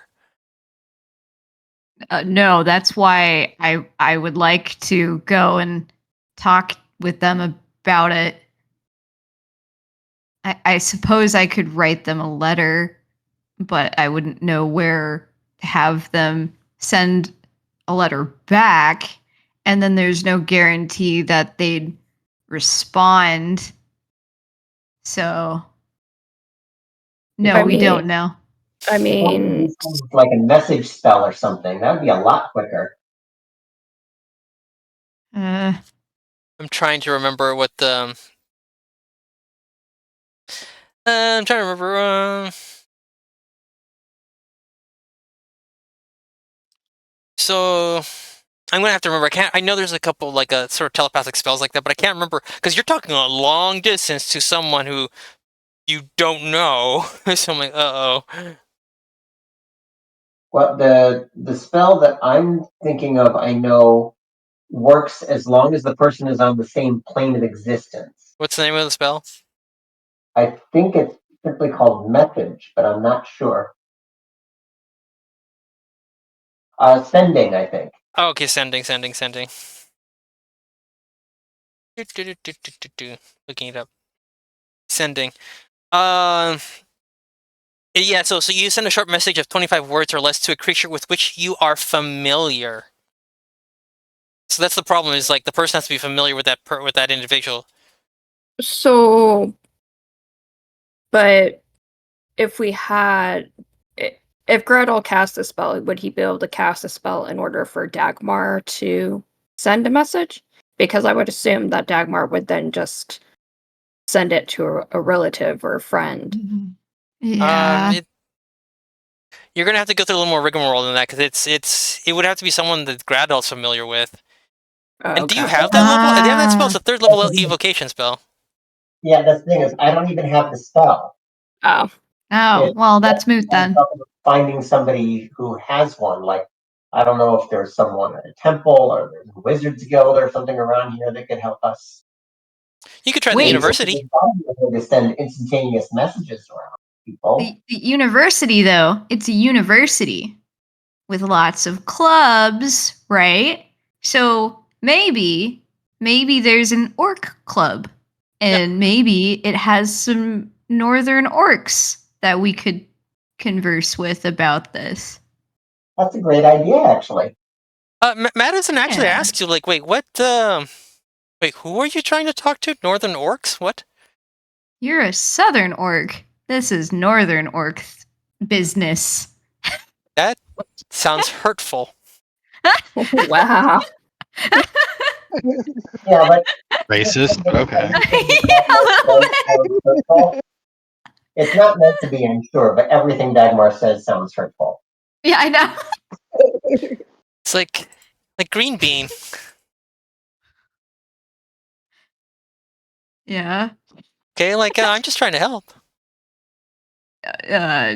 It's does while I was out not ordering pizza, does he know about the relic, the thing at the university? Does he know? He has no idea what that is. I think we Okay. only mentioned that the university is in possession of something that belongs to your people. Oh. And that thing is a body. Oh. Then yeah, I would. We just want to know how my my people up in the north. We want to know if they're aware of this situation and perhaps how they feel about it in case this was something that they set up themselves. If they sent this body down here to be housed at the university, or if, and I suspect it was dug up because we don't dig up our dead.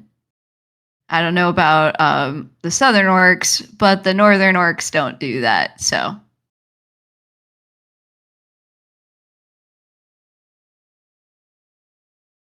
yeah. Yeah, okay. It sounds like you're in quite a pickle here.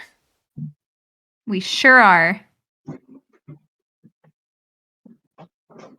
Your new bathrobe, buddy? Uh. That looks awesome. It looks like a prize fighter. Thank you. I think your voice is low. Yes, it is. They can hear you. Can I get a hug tonight? Can we all get hugs? Aww. I don't Good need hugs. I just need pizza. night. Good night. Mwah. No, not Nate. Good night. Good night, love bug. Aw. Oh. It's not a Goblin Town episode without saying goodnight to Nate. Yep. We almost need an emote in chat for that. Right. Yeah, right. Sorry about the interruption, folks. No, Oh, no. that's built into our episode formula.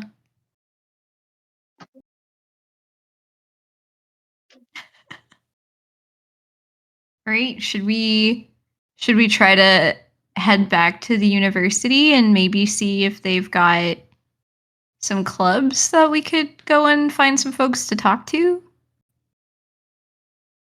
Yeah, it's a start. Yeah.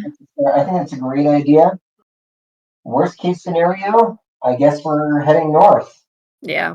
Yeah, and this way too, if we're already kind of conversing with students and potentially like faculty and stuff in these clubs, then like that's a one way we can get people riled up, but also kind of test to see how they think of, Dr. Wrath too. So if we want something to happen to her, more than what's already happened, like if we're tossing around having a protest against her, this is a start for that too, just to talk to people and let them know what's going on and see what they think. And at this point, they're not just snooty archaeology faculty, they're descendant communities potentially. So we can kind of see what they're thinking.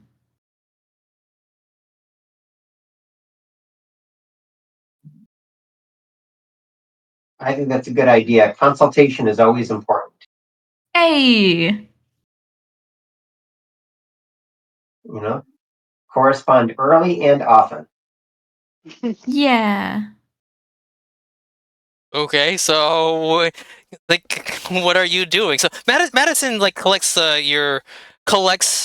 um your payments for the breakfast. And it's like, I'm joining your party, but nothing's for free, and I, as the DM, will forcibly collect the money. Oh my god. Fair. Okay.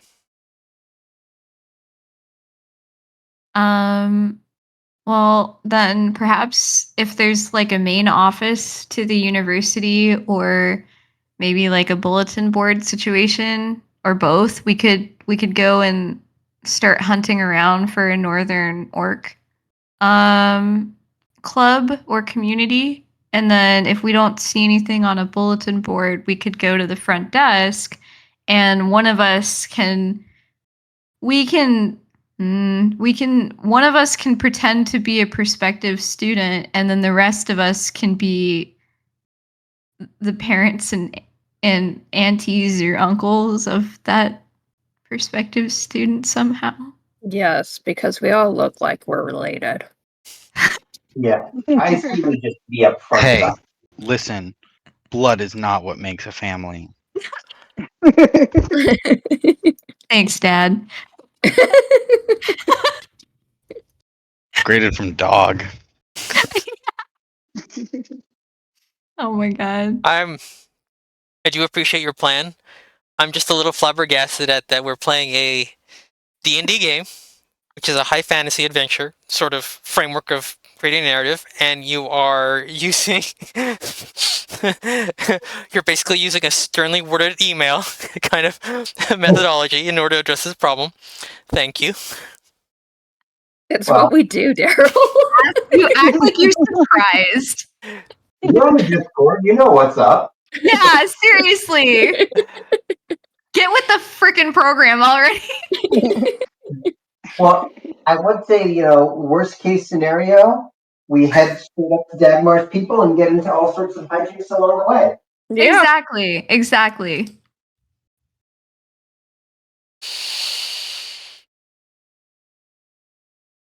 Okay. So what are you guys doing now?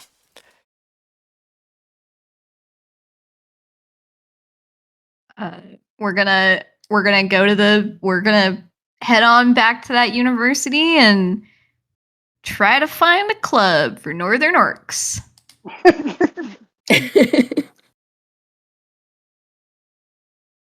Okay, so you leave the establishment. I guess the early lunch crowd is slowly trickling in.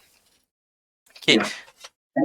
And I'll pull before we leave. I'll pull Madison aside and say, we know you have a business to run here, but I just wanted to say it's very nice to know that we have a friend here in Oak Ridge. And I'm going to pull out a flower for him, just a small bushel of forget-me-nots, Oh my god. and hand them over and say, "These are from Dagmar." Oh, I'm I sorry, sneeze. Green Bean. Oh my god.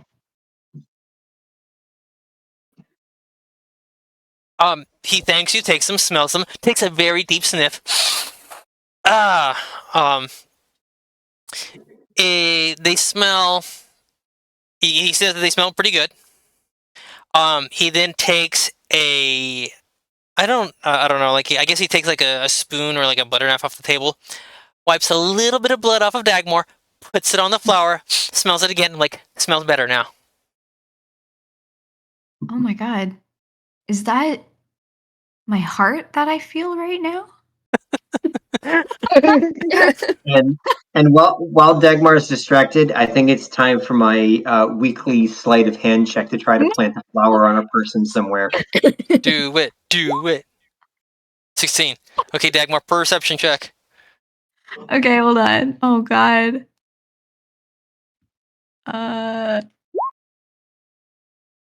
Oh my, of course. Of Dagmar, you're course getting I very good at did. this. You're getting very I'm good at this. getting, yeah, no, I'm very insightful and perceptive. I swat that away, but it's in such close proximity to me that I sneeze directly onto Madison. Is it a dry sneeze or is it like really wet, full of loogie? It's not full of loogie. I'm more sophisticated than that. I keep my nostrils clean. But it's a little wet. It's like a little. It's like a drizzle. It's more spit than it is snot. Yeah, yeah, exactly. He kind of like frowns and tries to kind of scrunches his face as he gets kind of hit in the face with a little bit of a sneeze of mucus. Ooh. And he's like, okay, I'm just gonna go clean up everything now. Thank you. Wipes his face and walks off.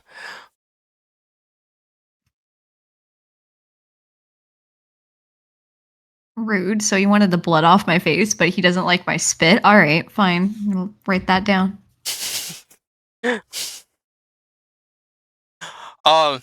Okay, guys, are you walking out the door now or what?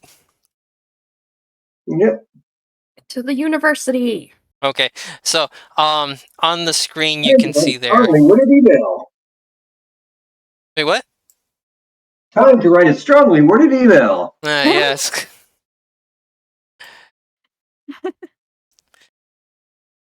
Okay, so this is where you guys are started. So you're gonna head out into the alley onto the main street, and then the feeder street going onto the main avenue, and you're gonna go here, walk across the bridge, a wood bridge, and you hear the creak again of wheels and the neighing of dinosaurs as they're pulling the carts along, and then you're coming back to the university.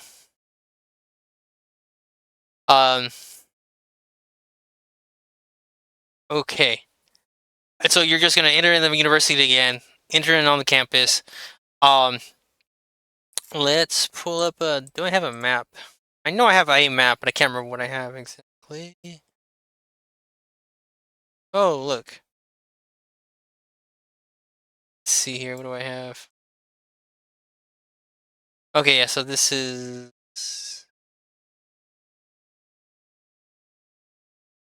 This is rough stuff. I'm trying to remember if I had a better map. See this one? Oh yeah, there we go. That's the power circle talking.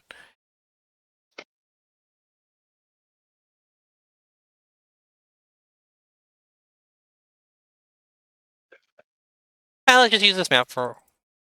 This will work for right now. And we'll just clean it up a little. Beep, beep, boop, boop, boop.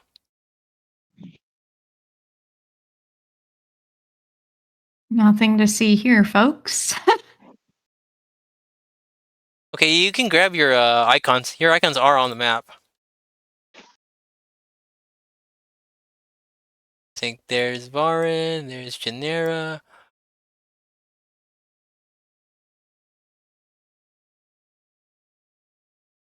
Okay, I'm gonna take off everybody else. Okay, you're on the campus. So you hear people singing.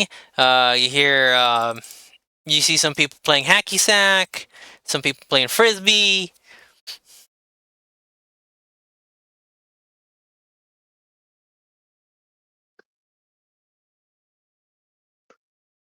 Okay. Have any of you ever been to? Have any of your? Okay. Do your characters have degrees? Have you ever been on a university before? Or now's a good time to figure this out. Nope. If there is clueless. Definitely not. I would say Yes. that you could say that I've Been to a college. Okay. A community You- college? College of Lore. Excellent. You could say that I was homeschooled by myself. That sounds so sad.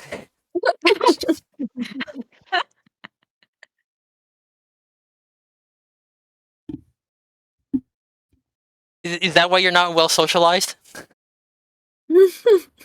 How dare you? Okay. So are you just gonna wander around looking for a bulletin board, or are you gonna ask people like, "What are you doing now?" Can I look around and just, in terms of perception check, look at the student population to see if I see anyone who looks like Dagmar? So racial profiling. I see. Okay. Off to a great start here, I'll guys. roll for racial profiling, sure. Okay. Okay. Go ahead. Do perception check. Oh, finally, you got a good one. Okay.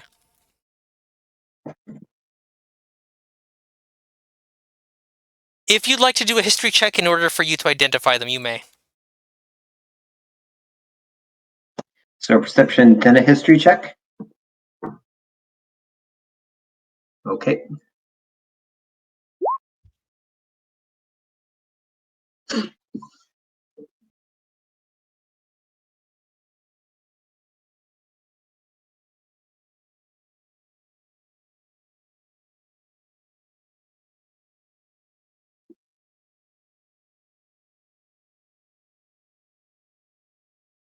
Okay, and your history check 15. Okay. Fantastic. They look pretty good.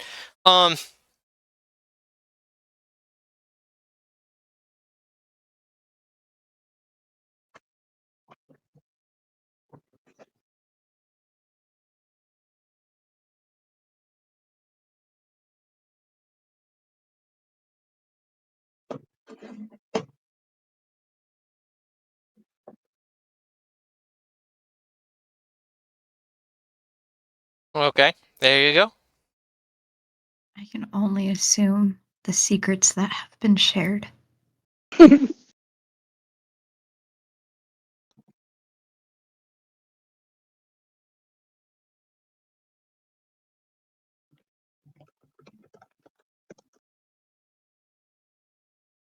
the rest of you, what are you doing while Gradal plots and schemes?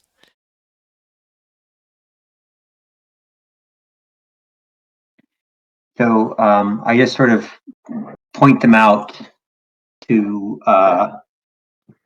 everyone, focusing specifically on the jewelry.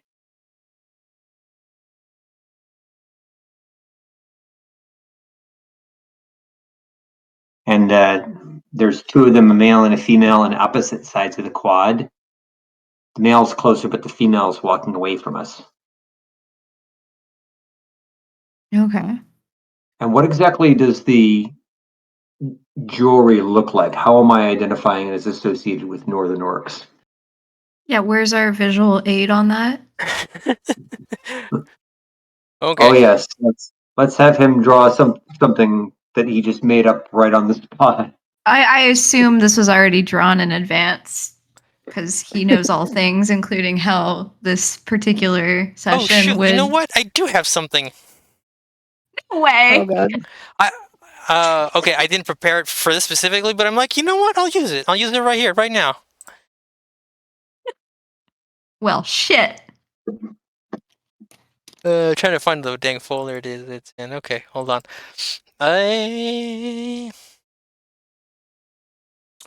Okay.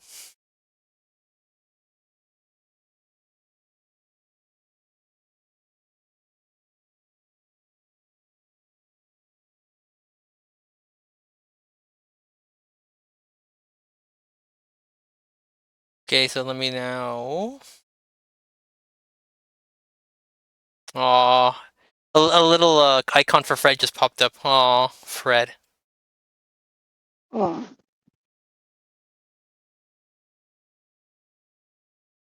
Okay, wait. I'm forgetting how to do this. Upload.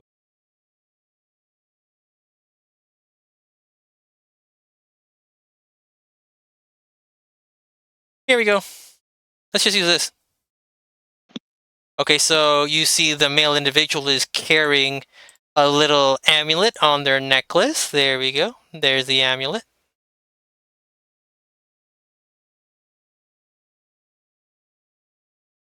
Yeah, it's certainly in line with what we saw on the with regards to the style of artifacts that were associated with the object.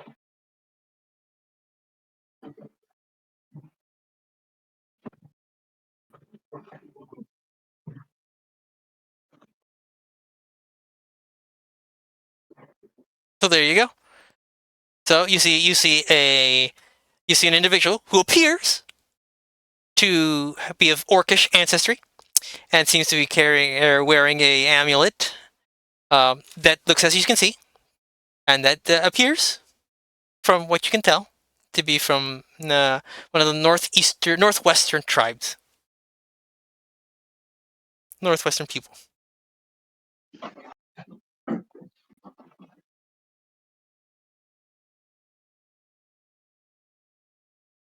Is this a T-Rex? You will have to ask that individual in order to explain.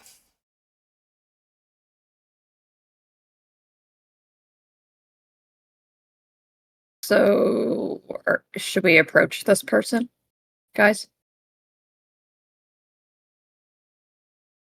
Yeah, but maybe the orc should. I'm gonna nudge Dagmar. I'm gonna push Dagmar.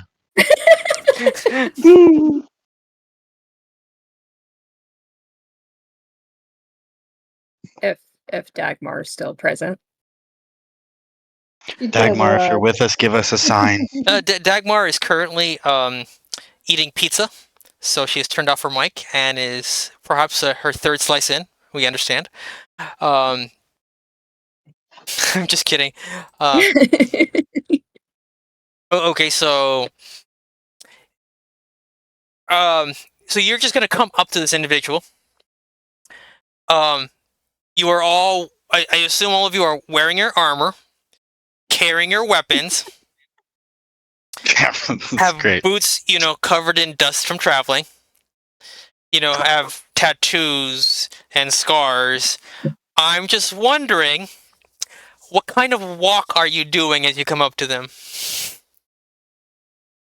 The most intimidating walk possible. Okay, roll intimidation. Thank you. That's us. Good thing I'm not doing it. Okay, so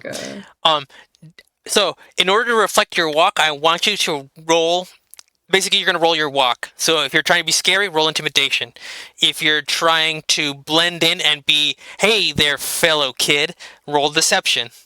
If you're trying to charm them, you have to do just a straight charisma. Oh, Jesus. Straight charisma, not persuasion? No, because you haven't actually asked them to do anything yet. Okay.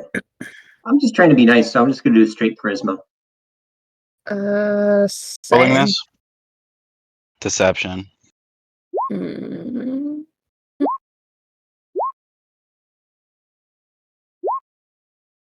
Oh. I am on a roll today. Oh, Well- Dad, just killing it today. Okay. Dagmar and I rolling up. Ragdoll, Dagmar, Degenera, Svarn. Okay, Theory. What are you doing, Theory? Or are you doing stealth, Theory? Theory, you're doing stealth, aren't you? You're really sneaking around. Oh, She's jeez. just gonna drop Blinking down around. from behind. Just gonna sidle up behind them when they're not looking. Oh, okay. Okay, so clearly, I'm going to give you free reign now, Theory. You have done a very good stealth. You may now... Okay, so I'm going to put down a token to represent them, and you may... let's see, do I have a...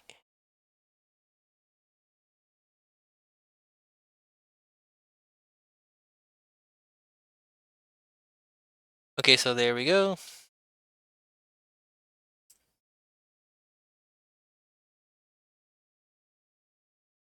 Okay, so there's the individual. Okay.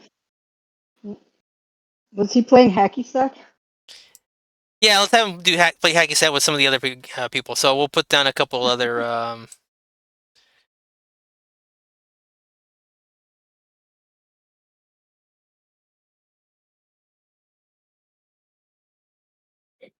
They're in a hacky sack ring.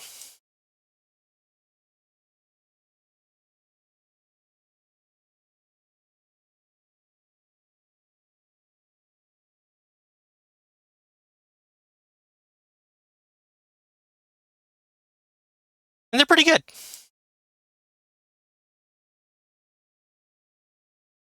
Yeah, so I'm watching them play, and I'm gonna just kind of sneak on up over, and right in the middle, as he's kicking one over, I'm gonna reach out, grab the hacky sack midair, kind of toss it over to the other side of the circle, and then step back and see if they notice.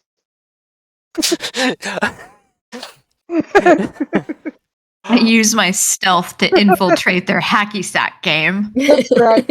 I'm like, this looks fun. Okay, wait. Yeah, So I know, yeah, exactly. you want you basically just want the hacky sack to disappear, or do you want them to think it went off in a certain direction? No, I want him. Yeah, I want it to look like it. Instead of going to one guy, it went to the other in some weird random way. But I didn't throw it outside the circle. I Okay. just kind of interfered. Okay. Since you did such a good roll, I'm gonna assume that you prepared ahead of time, because archaeologists always prepare.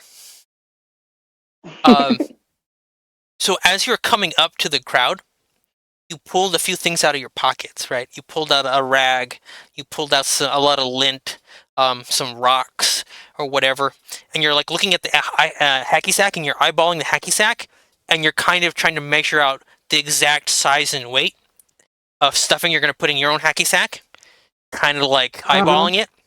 And when you think you got it just right, you tie up the little rag and make your own kind of mini hacky sack. Okay, and then you sneak up behind one of them, like right, like as you're coming up to behind the guy. I'm gonna assume just the orc. You're gonna come up behind the orc. Um. Uh. You. You see. So this is gonna be really tough. Okay. I'll just say you throw your voice. You throw your voice. Um. Or like you just like, hey, what's that over there? Kind of thing. Get them to distract. As they're sort of kind of like distracted ever so slightly. That's when you throw it, and throw it slightly in a different direction. So I suppose if the hacky sacks come in this way, you throw your own hacky sack so that it goes over here a little bit. Okay. So then, um, so this guy's going over here to try to find it, but can't find it, right? Because whatever you threw wasn't the hacky sack, so they don't recognize it. And I'm guessing it just sort of exploded upon impact on the ground. And so now the rest of them are kind of like, where is the hacky sack? Where is the hacky sack?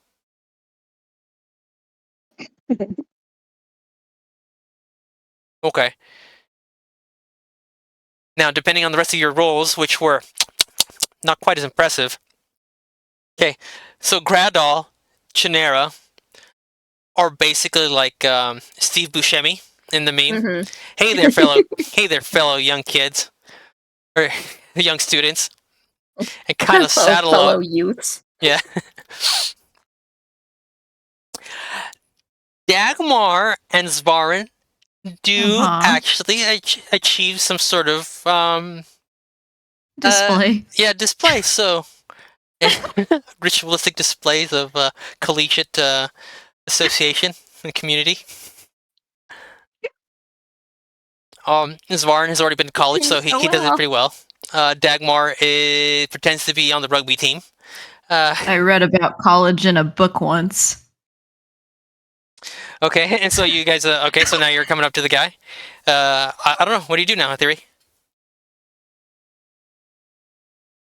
A theory. Well, I'm just gonna then just kind of stand behind him, waiting for the rest of the group to come on up. Okay, so you sort of like pop up in front of him, like huh, who, what? Cool game, bro. Yeah. Okay, so what are you doing now? Oh, we're just standing there, and I looking around at Dagmar. I'm assuming that Groudal pointed this guy out to me beforehand, so I'm gonna go up to him. I am gonna I'm gonna make sure my sort of wristbands are in place. It's gonna kind of tug on things a little bit, get all presentable, and then I'm gonna go up to the guy that appears to be who's wearing the necklace and appears to be from my northern village, and I didn't say I'm gonna village. say, "Huh? I didn't say the village. Oh, well, he's from somewhere." And I'm gonna go up I'm gonna go up to him and be like, hey, fellow orc, hello, buddy." Wait, Hey, okay. man. So you're trying to pretend to be a student, right? Yes. Okay. He's like, yeah, hello there. I've never seen you in any classes before. Yeah, hey there. What's up? I'm new. What do you study? I study dinosaurs. That's cool. That's very nice. I'm studying to be an actor.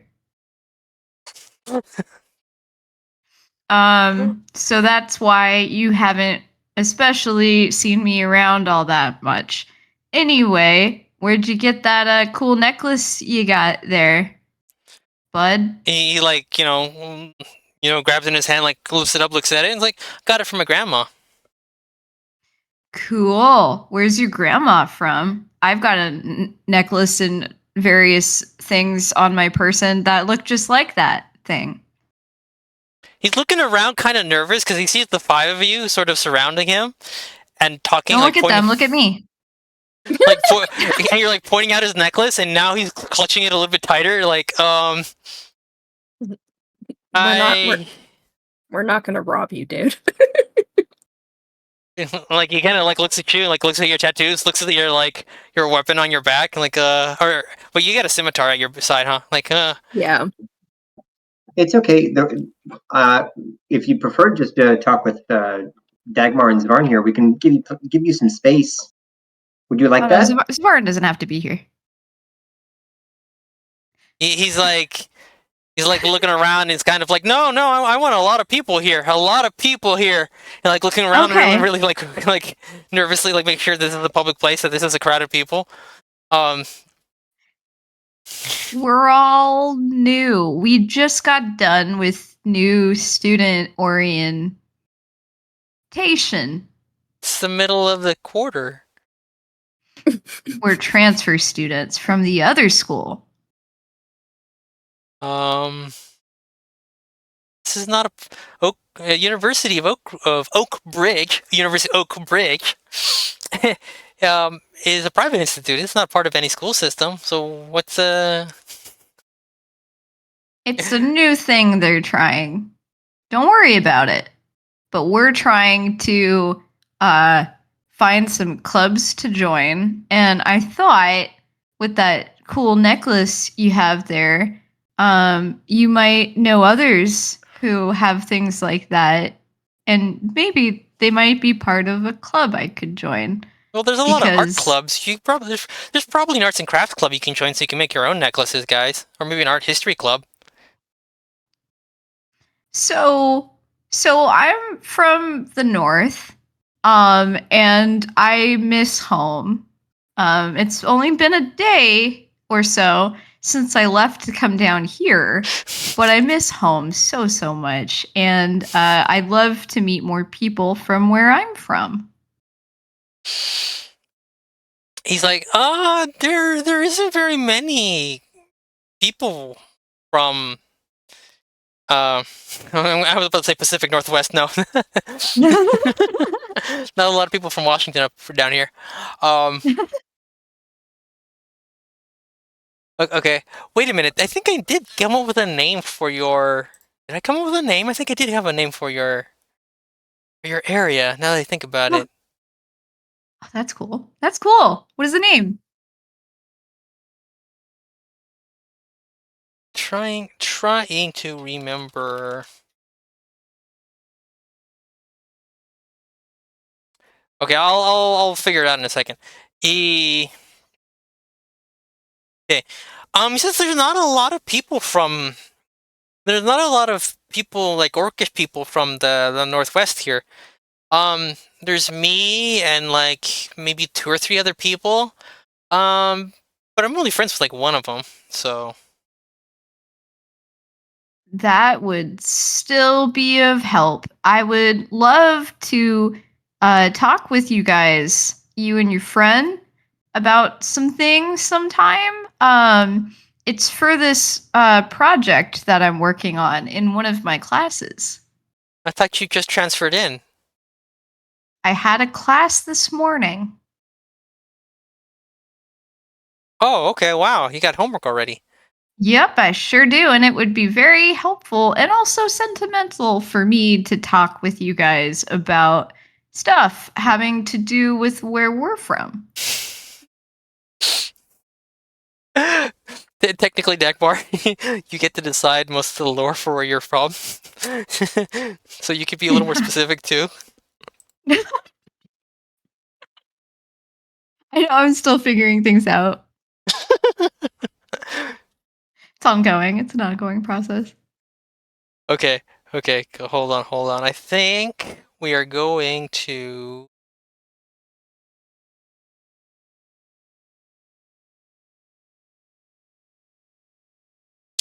Okay. Um. Uh.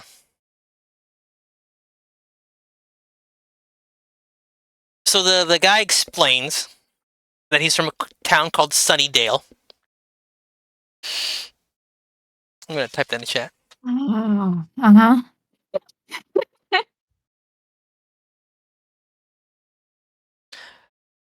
Okay.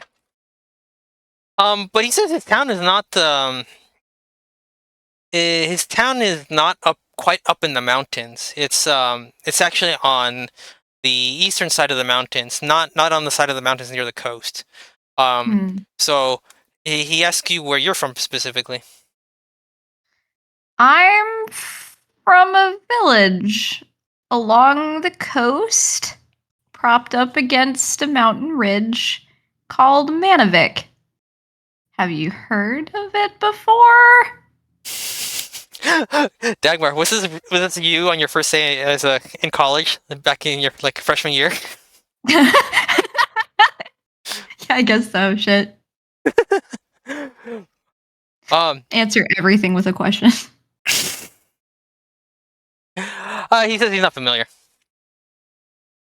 Perfect. Okay. Well, perhaps your friend, if you wouldn't mind, it'd be super helpful to me and stuff if you could gather your friend and come and meet us somewhere later today. That would be great. Yeah, guys, I'm not interested in converting. Okay, I'm not. I have my own No, religion. no. I don't. I'm not really interested. Okay, whatever missionary work you're doing here. No, these are my friends. They're actors. So everybody, introduce yourselves to the guy. What are you doing? Oh my goodness. It's just out of character for a minute. Will, if you're still here, this would be a great time for the facepalm Genera emote. We gotta get that set up.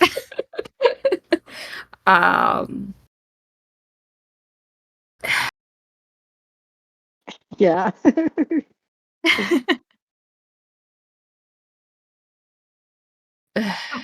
Come on, guys. You're actors. Like what I want to be someday. Okay, listen, kid. We're not trying to convert you. We're not going to rob you. We're actually on a very important quest. You see, we're adventurers, okay? You could potentially help us out a lot. Regardless of the awkwardness of my friend here. Yeah, regardless of her bullshit. It would be beneficial to us to talk to you and your orc friends about maybe what you guys know.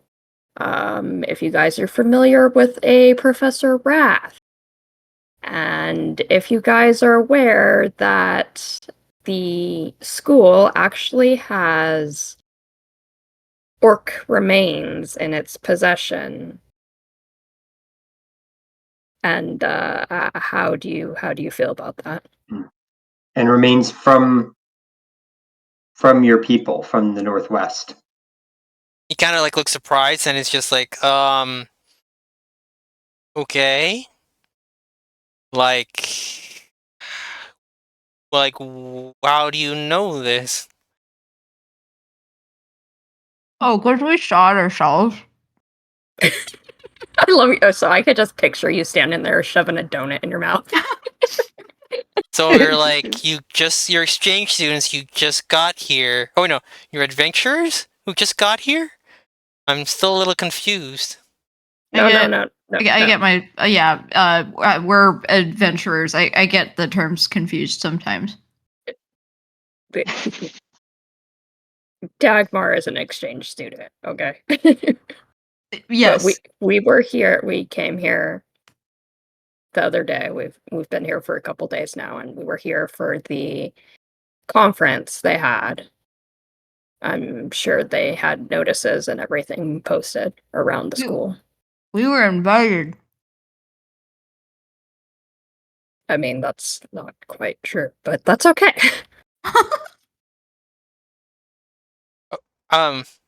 Okay, so she's like my people? I'm not aware of anything, and I don't know how they got it or why they have it. I'm still a little confused, guys. Well, the thing that we're concerned about is that my friend Dagmar's people might not be aware that it's there, and we have no way to contact them. We were wondering if you knew anyone from the Northwest that we could contact about this. I mean, like, I'm from that general direction, but I can't communicate with people up there very easily, right? There was a choice to come down here. That's part of the situation that was part of the decision, right? I couldn't communicate easily with people, but I still came here anyway. Where's your friend? My friend, probably in class. Where? Give us a location. Give us a room number, if you will. Are you, gonna raid his dorm or something? If it comes to that, this is of dire importance to my friend. I thought you said you were not gonna rob me. No, we just need to. We're gonna talk to your friend. We just need to talk with people, as many as we can. Okay. In fact, you four over there, who've been listening in on this conversation, how would you feel if someone, if a cemetery back home where you guys are from was dug up, and some person took the remains from that cemetery to put them in a glass box and feature them at a university somewhere? How would you feel about that? One of the guys kind of we cremate our dead. We don't have cemeteries. Another guy's like, yeah, we bury ours at sea. And then so the other two are kind of just shrugging, not quite sure what to say. But what if you didn't? What if they didn't do that from where you're from and you buried your dead instead? How would you feel? I guess Okay, now you're turning this into the class. This is like one of the discussion classes, like the lab classes, and you're like the grad student telling them how would you feel, and like everybody's giving you the exact same awkward answers. Like, I guess it's like a bad thing. I feel kind of bad, I guess. All of the typical freshman answers you would expect. Well, then, there you have it. Reflect on that. Spread the word that that's what Dr. Rath has done. Shame on her. Shame for shame. They like go to like the orcish guy, and they're like, "Come on, man, let's go. This is kind of weird. They're kind of weird." No, Well, they can't. I rolled an 18. they're convinced that you're a student, but that doesn't mean that they'll listen to you. Oh my god. Can I roll for intimidation or something? Or Yes, charm? you I don't may. know. Okay. Intimidation then. What if I killed your people? Good job. They all turn pale and they begin to sweat a little. And they really Escalated. begin to notice like the weapons on your back.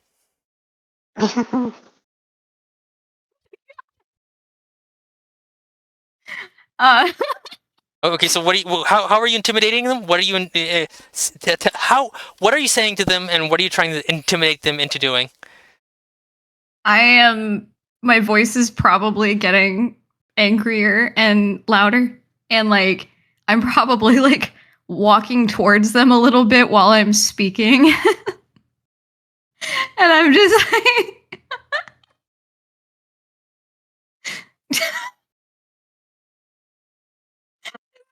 fall, guys. I'm not the one that did this. Can somebody else help get the point across to them? No, you're doing this to yourself. You're digging your own grave pit here. Oh my god. As you begin to shout and growl a bit, you're starting to get the attention of some of the other students and other people in the quad. You know, my like god. some of like the cafeteria guys. You know, with the white smocks, black pants, kind of pushing the cart along. Maybe some other professors with a tweed jacket. You know, and with leather patches on their elbows.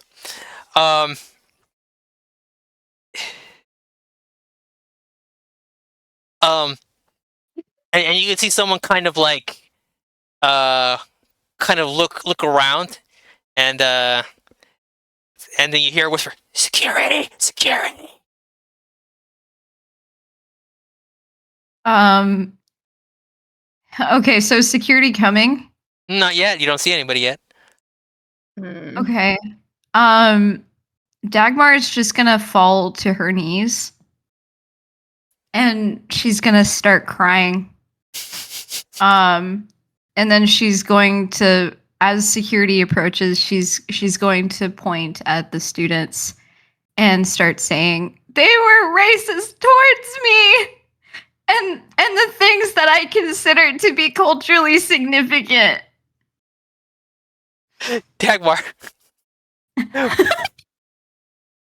This is all I can come up with right now. I don't like the term, but why did you pull the race card, Dagmar? This got out of hand very quickly. Very quickly. Okay, so what you're saying is right now Dagmar's cry screaming on the ground. A bunch of kids are terrified, and security is walking towards her. The security's not quite there yet. Not quite there yet. Okay. But now you can hear more people talking because there's more of a commotion. Oh my gosh. Maybe we should leave. Okay. So is security walking with like intent? You still don't see them quite yet. I don't know. Okay, Maybe so let's rush her out of here. or do a bard thing. Can you do a bard thing? What do you want? You want a noise? You want a sound? Calm down the situation. Sing a lovely song. I'm not a de-escalator. Do a performance check. Do a performance. I'm not kumbayaing this back to normal. Dagmar messed it up. You do not have to kumbaya. You just have to draw their attention. That's all. That's all. Play a little ditty. Can I do a chaotic distraction instead? Okay, what Go would you like to for do? it. Gonna go ahead and cast minor illusion. Okay. How far can I do that? 30 feet. How far are the security guys? Oh, they're like 100 feet away still. They're quite a distance. How far are the students? They're standing like basically like 5, 10, 15 feet in front of you. I mean, you're talking to them, so they're... Okay, cool. So, like, are there any bushes or anything nearby? No, the quad doesn't have a lot of bushes. It's mostly grass because it's open area, so people are sort of milling about, walking between the buildings. Sparse shrubbery. Oof, you're not making this easy for me. I mean, it's a university campus, guys. What do you expect? We could just run. You know, we don't have to do anything in particular. We could just run.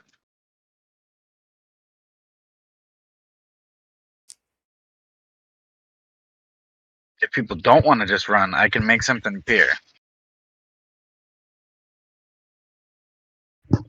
Groudle, what do you propose that we do?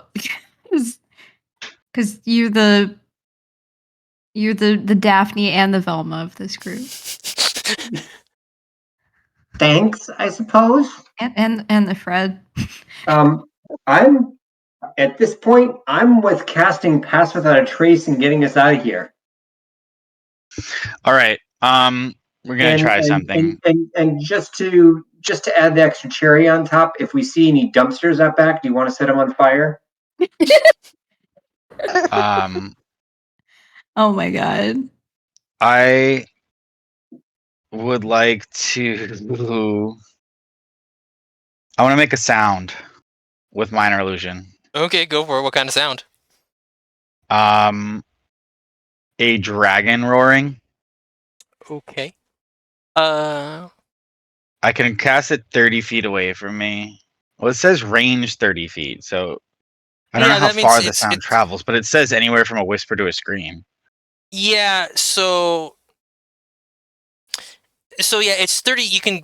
The source of the sound will come 30 feet away from you, or, you know, wherever you cast it. Okay, 30 feet straight up at. in the sky.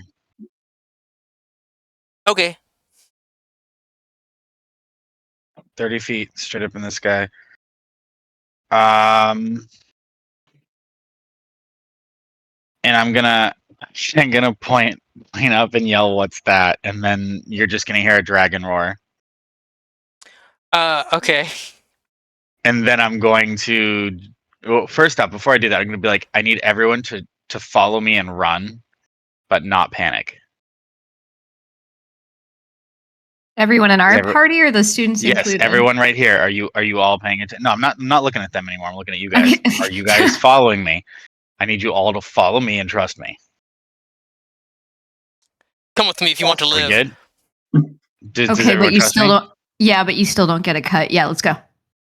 All right, I'm gonna do what I was gonna do. I'm gonna yell like, I'm gonna yell, "What's that?"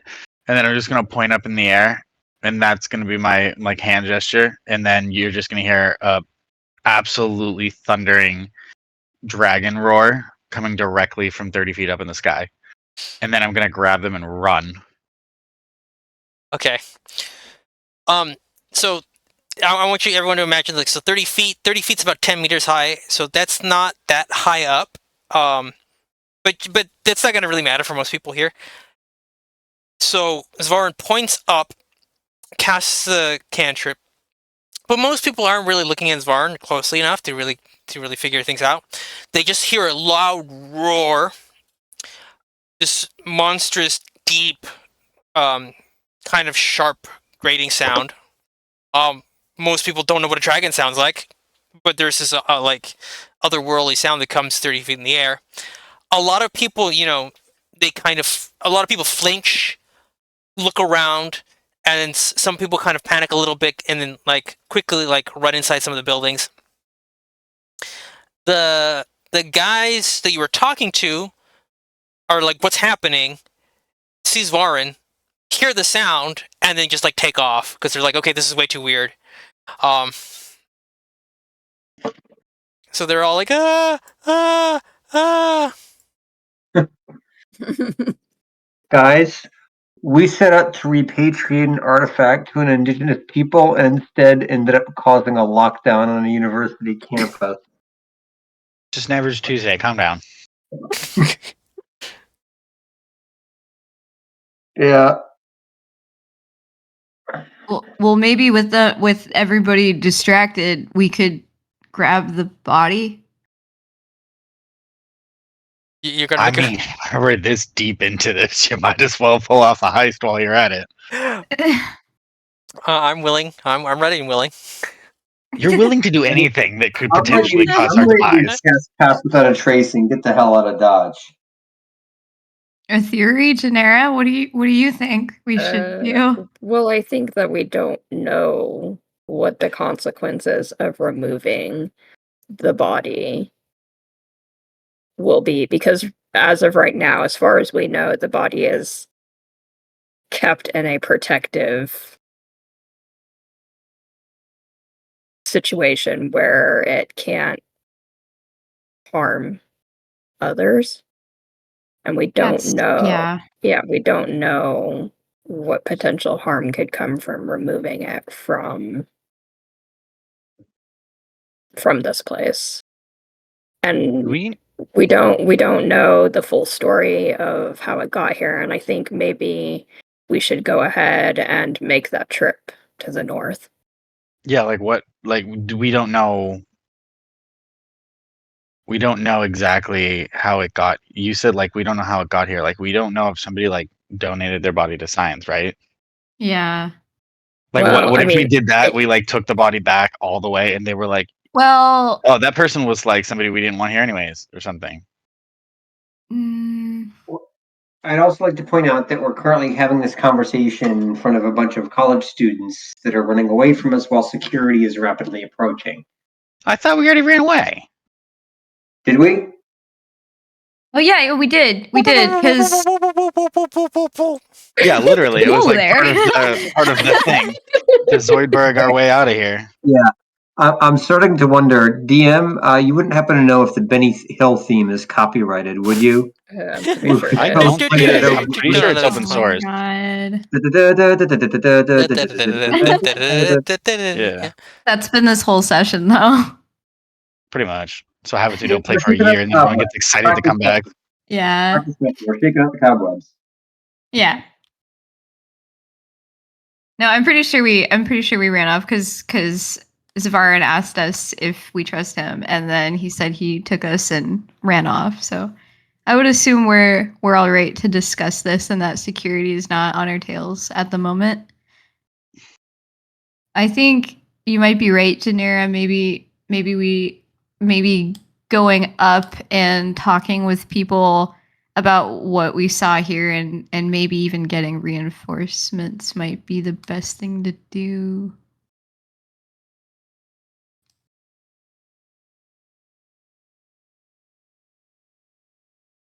Anybody else any thoughts?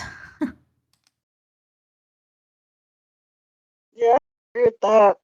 I mean, I'm always up for a heist, but I don't think we're ready to steal the body. We need Yeah, more I'm on information. board to head up north. Let's go Okay. north. Okay. Still need a boat, don't we? I feel like we just had a repeat of last year's last episode. I think we're coming to the same conclusion, but now we're super sure about it.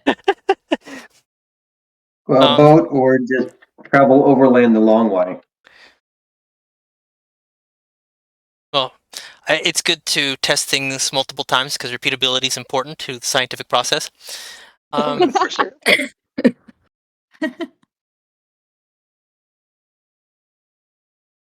We'll steal a boat and we'll go up north. Oh, finally, I get to steal a boat. Does anybody here know how to use a boat, though? It's fine. It's a boat. I mean, will say, you make it go, right? Yeah. Oh, Jesus. I will I say, don't know where my vehicle I cannot proficiency wait to is. see what Daryl is going to title this episode on the YouTubes. I know. Goblin Yeah. Town sinks a boat. But hold on. It appears as though Daryl is about to tell us, guys, how are you going to get the boat across the continent? Well, there's a river. There's a river. Well, how are we gauging our vehicle proficiency? Because so far in this campaign, we haven't gauged vehicle proficiency. Well, can you're ask- wearing a captain jacket. Yeah, but I also didn't take the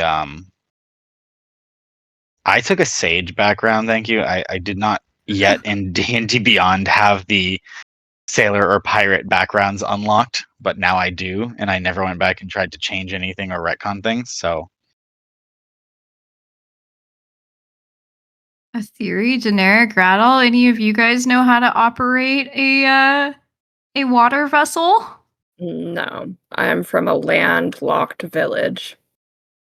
Lame. Okay. I mean I got a lot of travels in my past, but it would be up on Daryl at this point because I'm not gonna like retcon that I know how to captain a ship, so I'd have to defer to him whether he would allow something like that or not. You guys can ask Madison. Madison has also traveled because that's the thing is though. Madison is actually from. Madison is actually from. Let me point it out to you guys. Madison is actually from here. It's known as Blackwater. So Madison has already had experience traveling quite far. So we can just say that he has experience sailing. Because actually Blackwater is a swampy area. So he knows boats, at least in general. Oh, great. We're bringing him along. I think Yay! I thought we established Oh. he's part of the party now. Okay. It can be the. Can I wear the captain's hat, though? I mean, you're already wearing a hat. I can wear more than one hat, thank you. You can still cosplay the part. Do not limit how many hats I can wear in the fantasy setting. Okay, you can be like the mayor of Goblin Town. He wears a just lot of start hats. Oh my Collecting god. hats. If I get Dainty Foot, I will give you his hat to wear on top of your hat.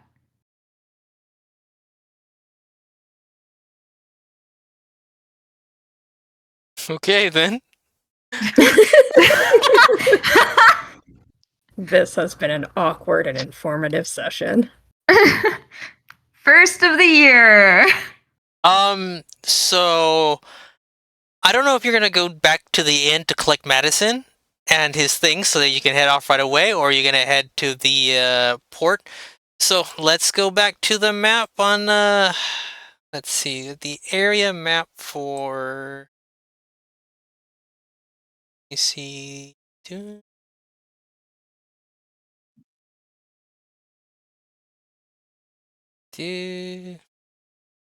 I have so many maps trying to see if I can find it. Huh. That's funny. I thought I'd have that map right around here somewhere.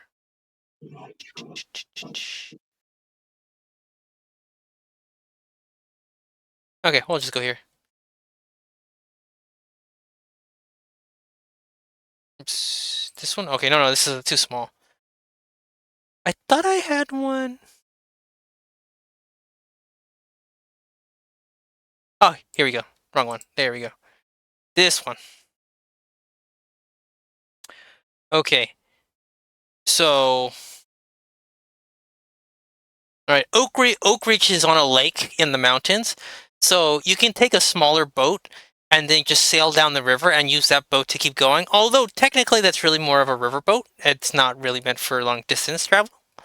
Or you can just haul it out of Oak Ridge and make your way to... If you go straight over the mountains, you can go to Long Bay and find a boat, or you can just get yourself all the way back down to Clark and find yourself a boat. Or you can just go straight over land. It's up to you guys. How much are these boats that you speak of? More than you have. Like, if you're gonna buy it or rent, well, okay. Are you going to buy it, or are you going to, buy passage on a boat? Right? Are you gonna buy a ticket to be on a boat? Which one? Oh, yeah, like maybe buy passage or rent one with the intention of never giving it back. One of those two options, probably, right, guys? You do have to. You do have to sign a contract. You know. We'll have Madison do it.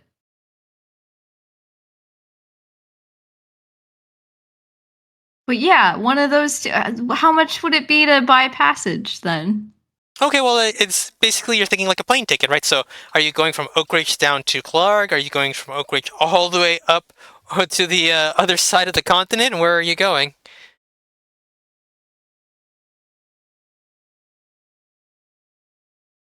Probably all the way up, right, guys?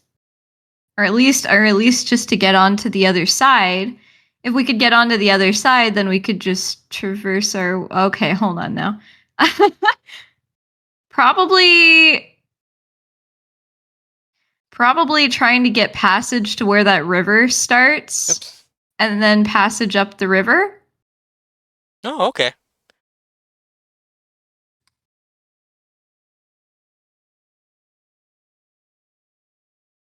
Actually, let me look up something here, because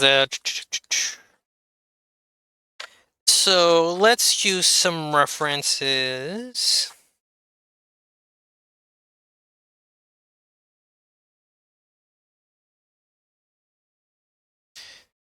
Um.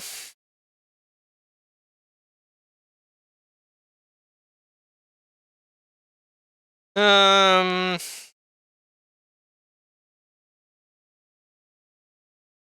So at least on page 159 of the player's guide, ship's passage is 1 silver piece per mile. Great. Now I'm gonna have to actually go to like Google Maps and try to like come up with the approximate distance, because this is basically from like Houston up to Seattle. What? No, I'll just do the ruler. It'll be fine. Hold on. Hold on. 25 feet. It's 25 feet. Well, then you can move there in one round. Let's do it. So you want to 100% initiate combat accurate. and then do a Yeah. movement and then be there? I'm just gonna put myself down right here. And then 25 feet, I can move 30 feet. And yep, so I'm just gonna grab myself and move myself right there. Done. One round. Come on. Pretty good. Yeah, come on, guys. Yeah, right? You traveled by map. It's the kind of Fast travel campaign we. unlocked. Yeah, fast. I unlocked fast travel. This is the kind of campaign that we're running.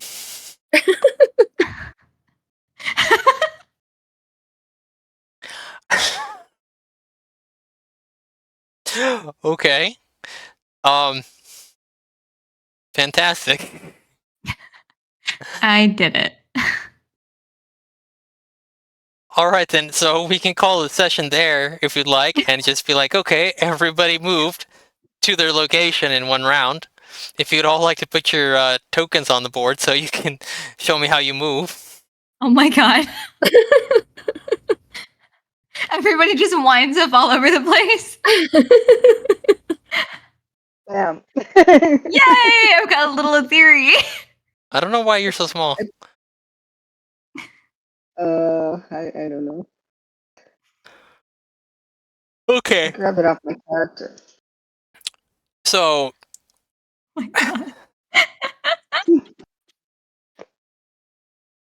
so I guess we're gonna end the session there, because we actually usually end about this time. We got about 5 minutes left. Yeah. But otherwise, I'd like you all to plan and try to decide how you want to do this. Because last time, this is a discussion that's more than a year ago, you were thinking of taking a boat and going down. So I guess your decision now would be to, are you just gonna grab Madison and then drag him down?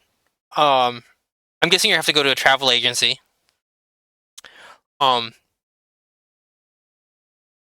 See here. Okay. So, here's a couple things. Mhm.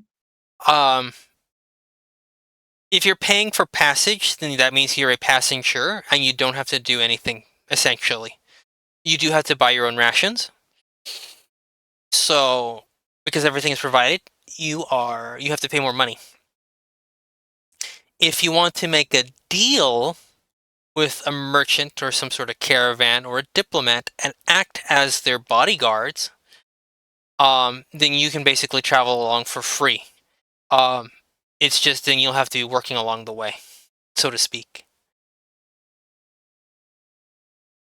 That sounds like something we could probably do pretty easily. All right Yeah. then.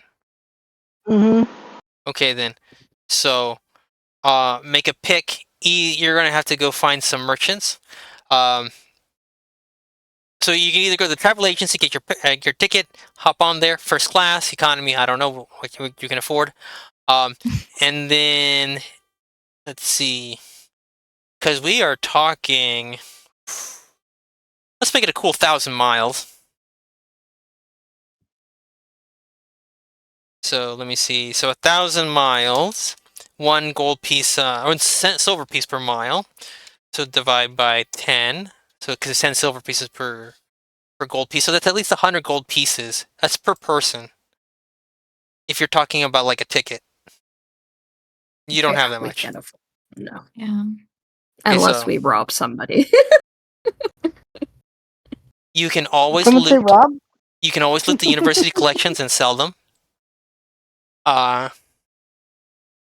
is one way to raise funds. Or you play the bodyguard. And I will always love you.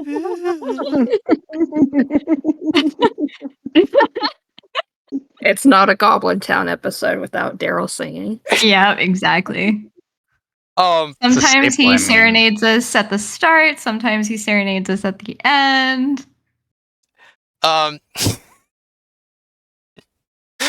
Okay.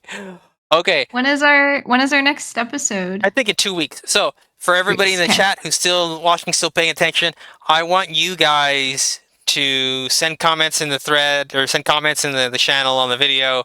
I want you guys to give these 5 amazing adventures advice about how to get to where they want to go. Oh no, community voting is always a bad idea. Yeah, I'm just like, I can't trust my own players anymore. Please help them. Never give the people a voice. It's always too dangerous. They don't know what they're doing. It's been 3 years and I can't trust them to make decisions. Please. In his defense, that's a valid assumption.